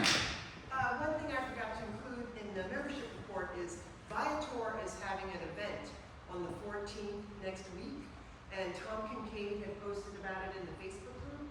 But the morning session is going to be one-on-ones, helping build your business with Viator. The second part of it is going to be sort of sessions about how to work with Viator, and that's open to everybody.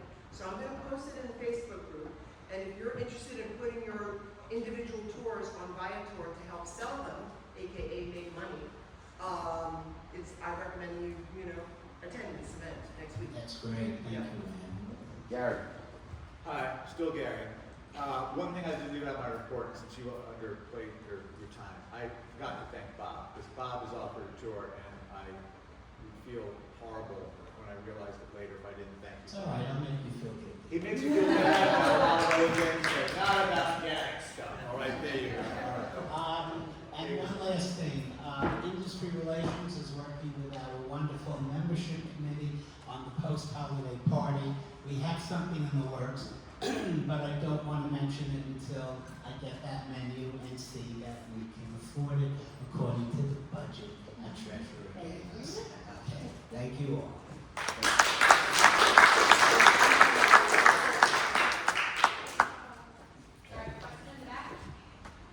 Oh, is there a question in the back? Yes, Eileen. I just have a question or clarification for membership committee for the happy hour.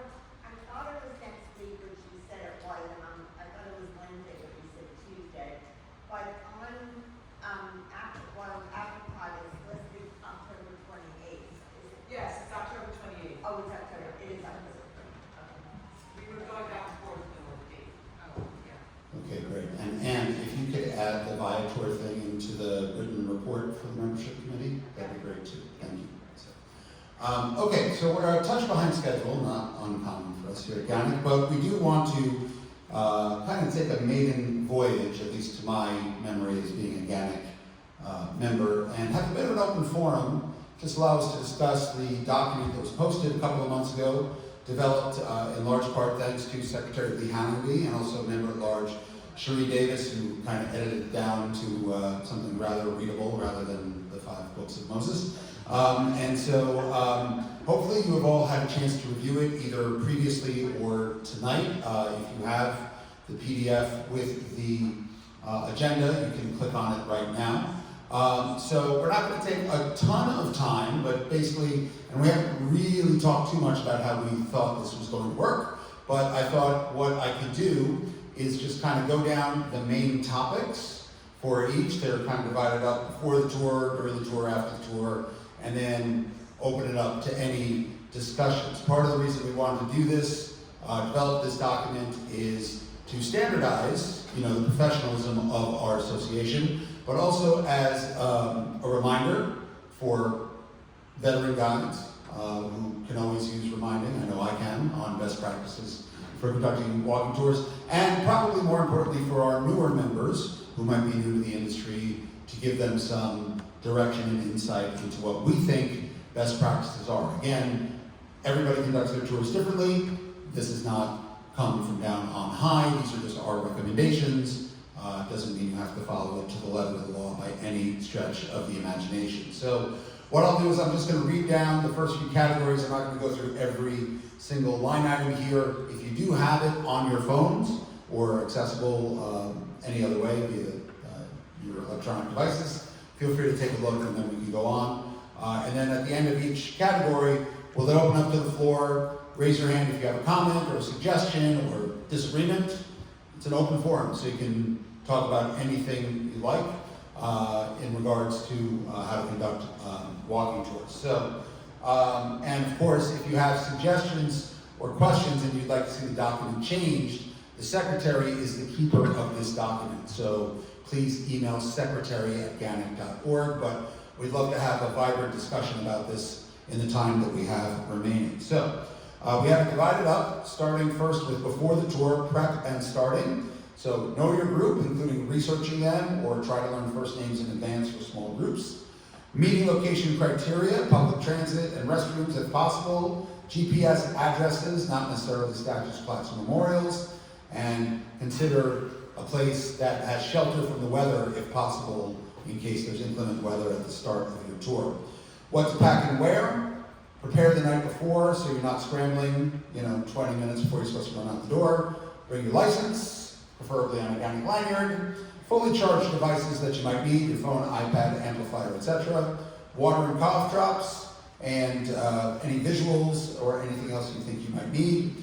Dress professionally and appropriately for the weather. Bring rain gear if rain is in the forecast. So that is a couple other ones. Prep is kind of the biggest one. Check your route beforehand for potential impediments.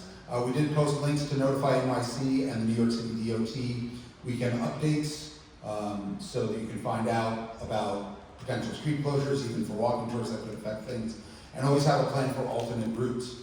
Arrive 15 minutes before the start time of the tour. Depart no later than 5 minutes after the scheduled time, even if some guests are missing.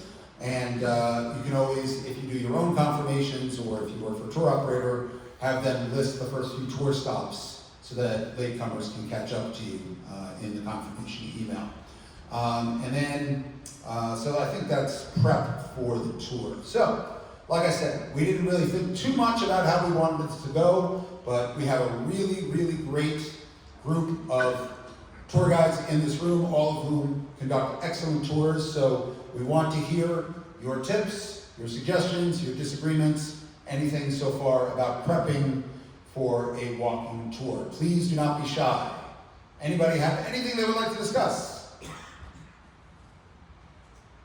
Yes, Hermione. Stand up, please. I bring sunscreen for my clients. For your clients? For my clients. I mostly do wheelchair accessible tours, and they put some of they wear shorts, and sometimes they're not thinking about how hot it gets in New York City. You don't think, oh, I'm gonna go to New York City to get a sunburn. But when you're standing at a light, as some of you know, and the sun's beating down on you, so I actually carry a big long thing of sunscreen, and I just go, the sun's really, I just put some of this on, rather than say, you're getting red or something. So that's just my little 2 cents. That's great. And on the list of things we suggested to bring, sunscreen was on the list. Tour visuals, handouts, a hat for yourself. I don't think you bring hats for all your guests, do you? No, okay. That'd be a good branding opportunity. Sunscreen, umbrella, band-aids, and a flag or sign so people can follow you around. Dave. May I approach? Sure. Yes, we do have the wireless mic if anybody would like to use it. Very good. Just watch your step. Yeah. Oh, you ready? Whatever. Just a thing that I have been doing, maybe I can pass this on. You may be doing this in a form, but when I have somebody I'm going to meet the next day, I send them a message the night before. I don't know if you can see this, but this is one of the things. This is myself. See, like that. And that's the Spruce Street building behind me, so that's fairly distinctive. And then I also just did a little cartoon on Google Maps.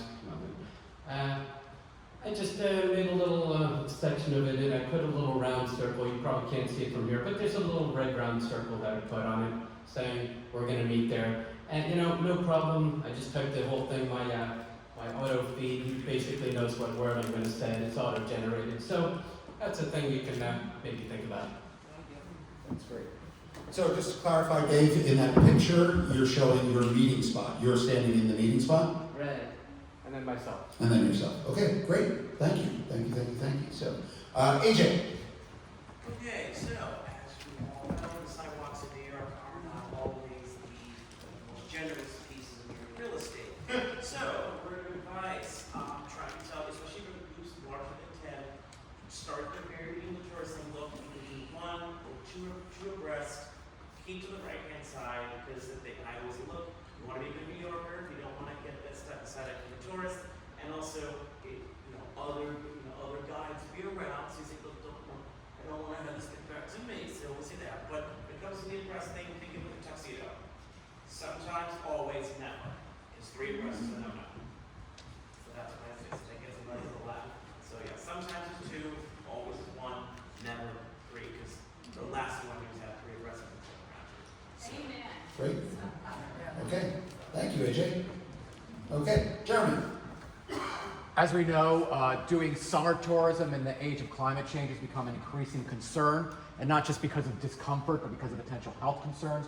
One thing I started doing the last 2 summers, I get those like cheap little bottles of water you get for $1 at almost any newsstand or bodega, and I'll keep like 3 or 4 of them in my backpack, because I am shocked, even on the hottest 3-digit days of the summer, how many people will show up without water. And I always and those people, you just give them up. It's just a nice gesture, but it's more for me. I'm like, I don't want to have anybody have heat stroke on the tour, which has almost happened several times, twice this past summer. So really? A little tip I would just think is have a little bit of extra water if you have a bag that you can afford it, because it is going to be a growing concern with the hot summers. Great point. And quick follow-up question kind of for everybody. For those of you who run your own tours and do confirmations, do you include in the confirmation, please bring a bottle of water? Yes.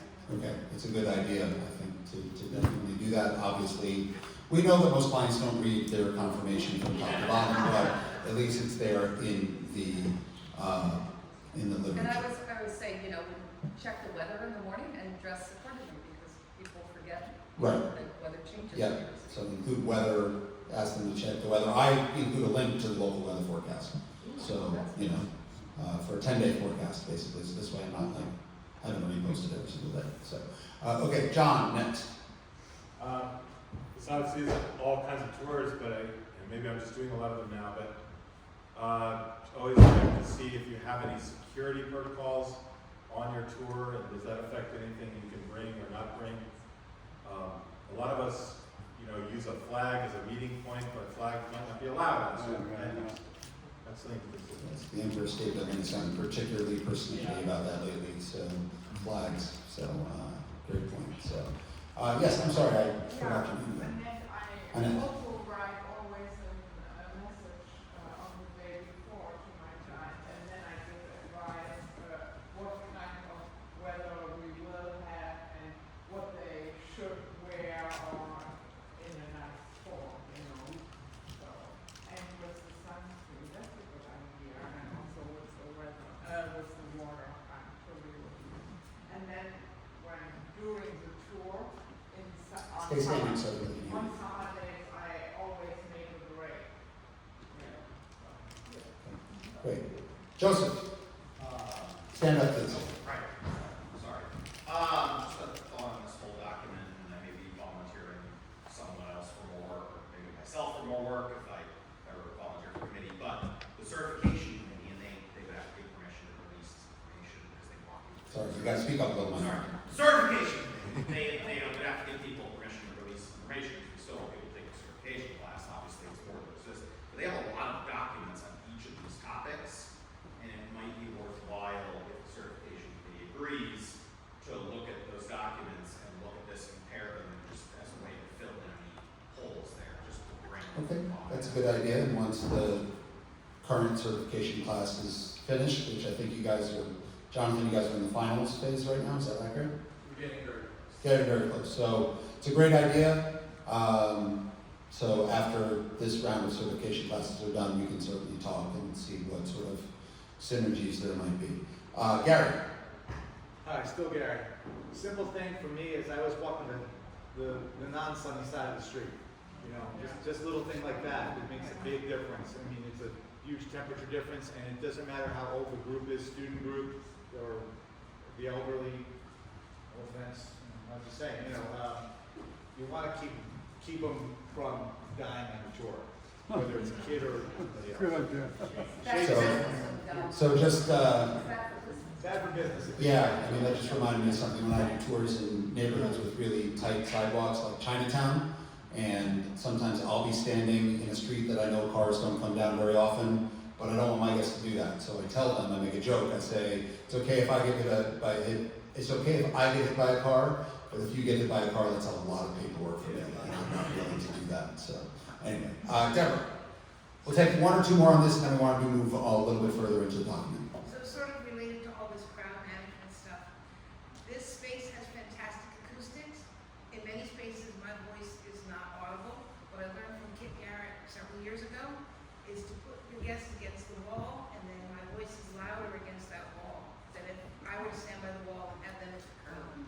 So they are against the wall and you're facing the wall, is that what you're saying? It makes the sound rebound from the wall and really makes a difference. Okay, that's a great suggestion, especially for those of us who are not naturally loud, so thank you, Deborah. Okay, so let's keep moving on, because there are a few more things in the document. So this is kind of at the start of the tour. Introductions, if group members feel comfortable, ask them to introduce themselves and say where they're from. Share your tour plan, route, timing, endpoint, restroom break info, and as of course, it's always good to know about bathrooms in the case of emergencies, just in case. I always say this, I never realized when I'm being a tour guide that 86.5% of my time would be thinking about public restrooms. Explain any special walking instructions. We kind of touched on this a little bit, but obey traffic laws. If we get separated by a traffic light, keep walking and catch up. Introduce visible tools. If you're going to be using a flag, a sign, or umbrella, introduce that at the beginning. Don't just kind of start walking and stick it up and expect that people understand what you're doing. Ask guests to silence their phones, just like we do here at the meetings. I mentioned that if they need to make or take a call, this is very important, step away from the tour, step out of earshot of the tour so that you're not disturbing other guests. Anina, you touched on this a little bit. We do have a section here about physical limitations for guests. Mention steps, hills, escalators, etc. Offer private discussions of accommodations for guests with special needs. Do not discuss individual accommodations in front of the entire group unless it's a private tour, out of respect for those people's privacy, and dignity. One thing I've discovered lately is I've been doing more and more senior groups. A lot of them have problems with escalators. So keep that in mind as well. Maintain a good pace with the group while also being inclusive of people with different abilities, as long as it's not completely derailing the length of your tour. Encourage questions and comments if time allows, and ask those leaving the tour early to notify you so you're not looking around being like, hey, where's Bobby? That kind of thing. So, a couple other things in this regard during the tour: group management. Deborah touched on this a little bit, but instruct guests where to stand. And you can be forceful about this, right? You can tell them where you would like them to stand. There's nothing more annoying than having 10 people standing behind you while you're talking.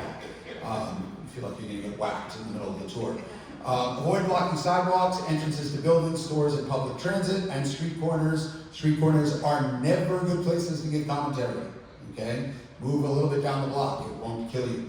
And most important, courtesy to other tour guides. If a location is occupied by another tour, or any other group of people, move to a nearby spot for your commentary, preferably out of earshot of the other tour, okay? We want to be respectful to everybody. Same thing, don't linger in front of monuments, plaques, etc. that others want to see. You can offer commentary nearby and let guests examine the plaque or monument up close. Rotate out of shared spaces. This is important in places like the Statue of Liberty that has myriad guides out there at the same time, to allow access for other guides and their groups. Brooklyn Bridge, I think, probably falls into that category as well. And do not correct or confront other guides in front of guests.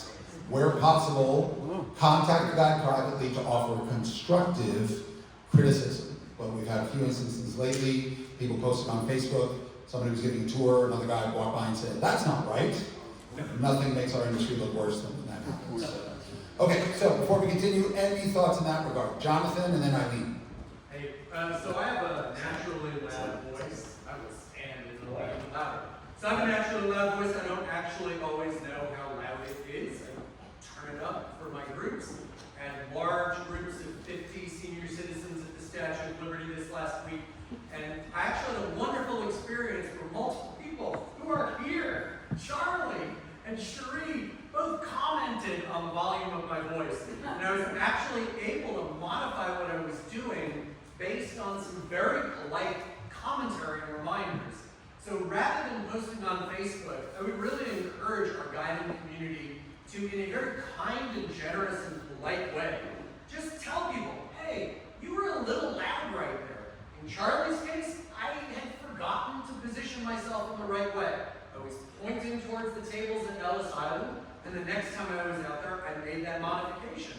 For Cherie, I thought I was in the right spot, and I wasn't going to be bouncing my voice off of anything.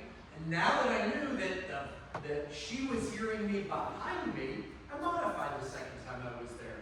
So if we do this in a nice, polite, constructive way for ourselves, in the moment, without anonymously announcing it on Facebook, we can actually make positive change within our group. And I'd encourage everybody to do that. That's a great point. Also, if you're not comfortable talking one-on-one, remember, as a GANYC member, you can look up any other GANYC member's contact information and text them or email them or whatever. But remember, things are sometimes taken out of context when it's written and not verbal. So I think that's a great idea. Thank you, Jonathan. And just be nice. We're both very nice. Yes. Eileen. Two things that probably you all do, but on our infamous bathroom challenges, when you're, the group is getting together but we haven't left yet, I actually encourage people to use the bathroom. Because some people will say, oh no, I don't need it. But you know what? If they don't use it, as soon as you're ready to go, someone needs it. So we can't force anyone, but I try to encourage it. It's the tour guide's credo. Go when you can and not when you have to. Young people, and adults of all ages need it. The other thing that, if there's time when you're, trying to do introductions, like what country or where they're from, I try to include 2 other questions if there's time, and it's sometimes turned out to be important or very useful.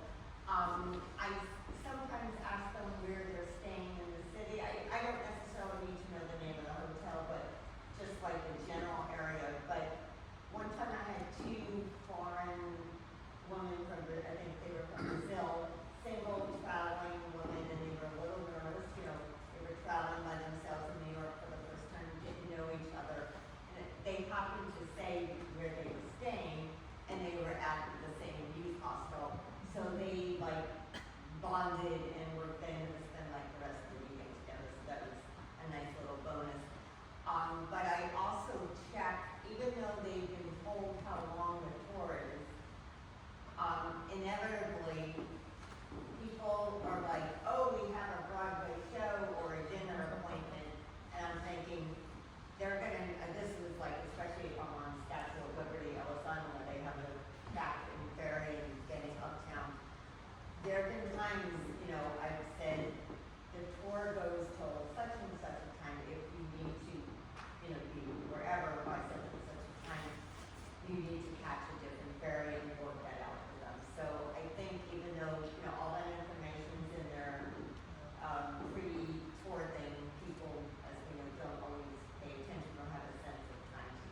Great, thank you, Eileen. So, in the interest of time, we're going to take about 2 or 3 more comments on this, and then we're going to save the second part of this document for a future meeting, probably the December meeting, because we won't be able to wedge it in into November, I think, with all the candidate statements. But this is all great. I hope you're all getting a lot out of this. Jeremy, and then Emma.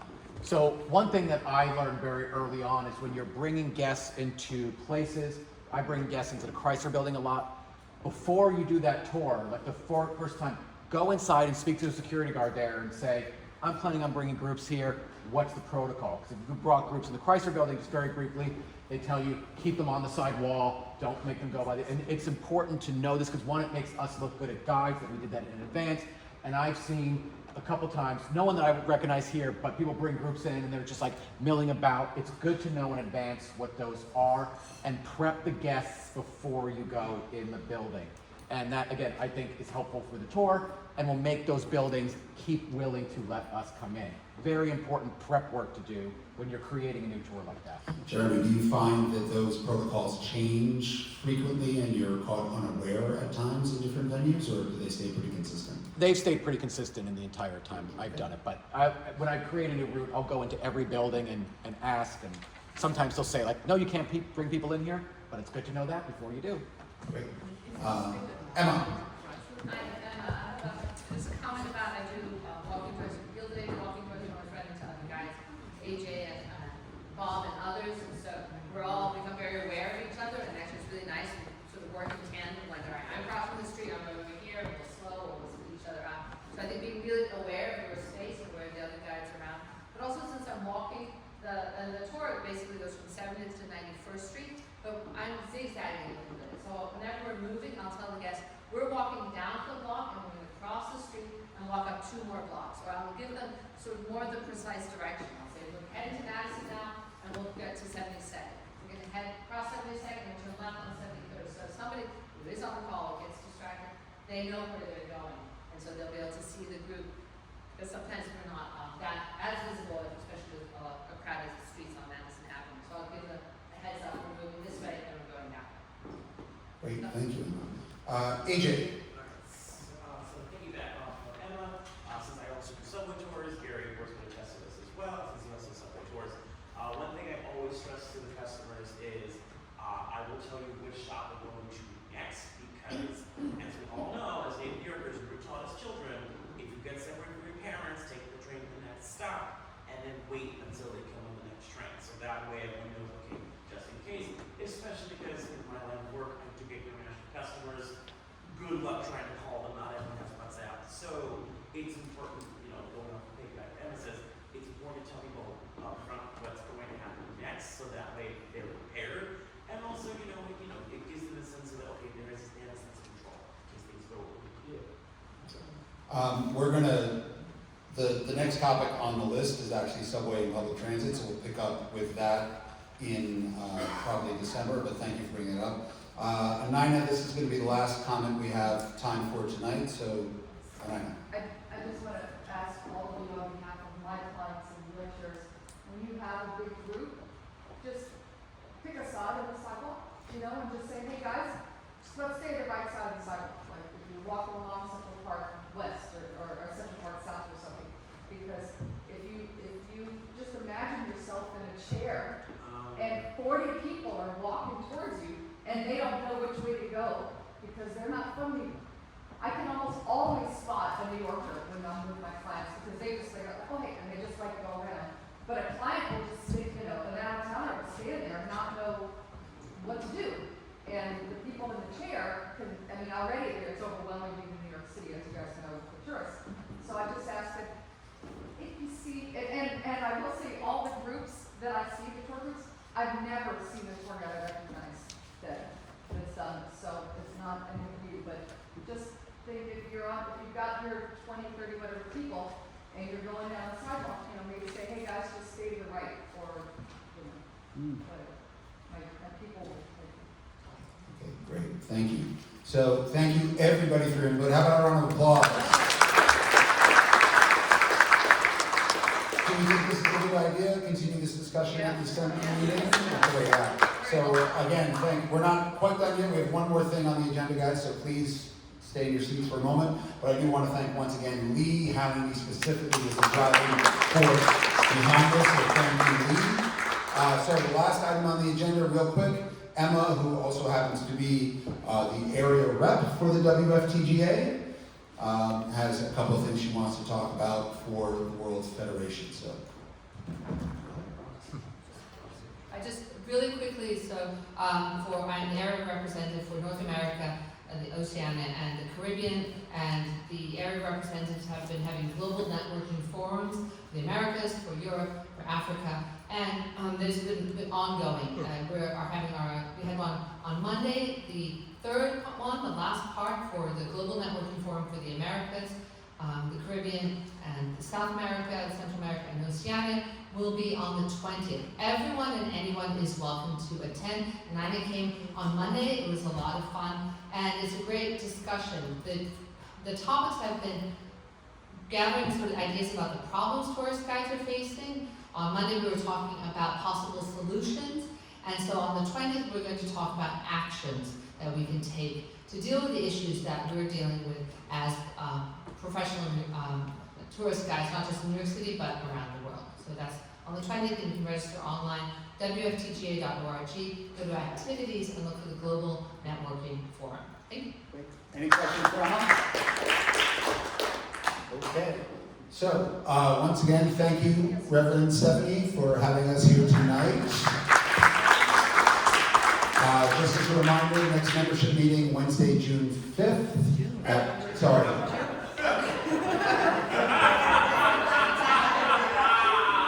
Wednesday, November 5th.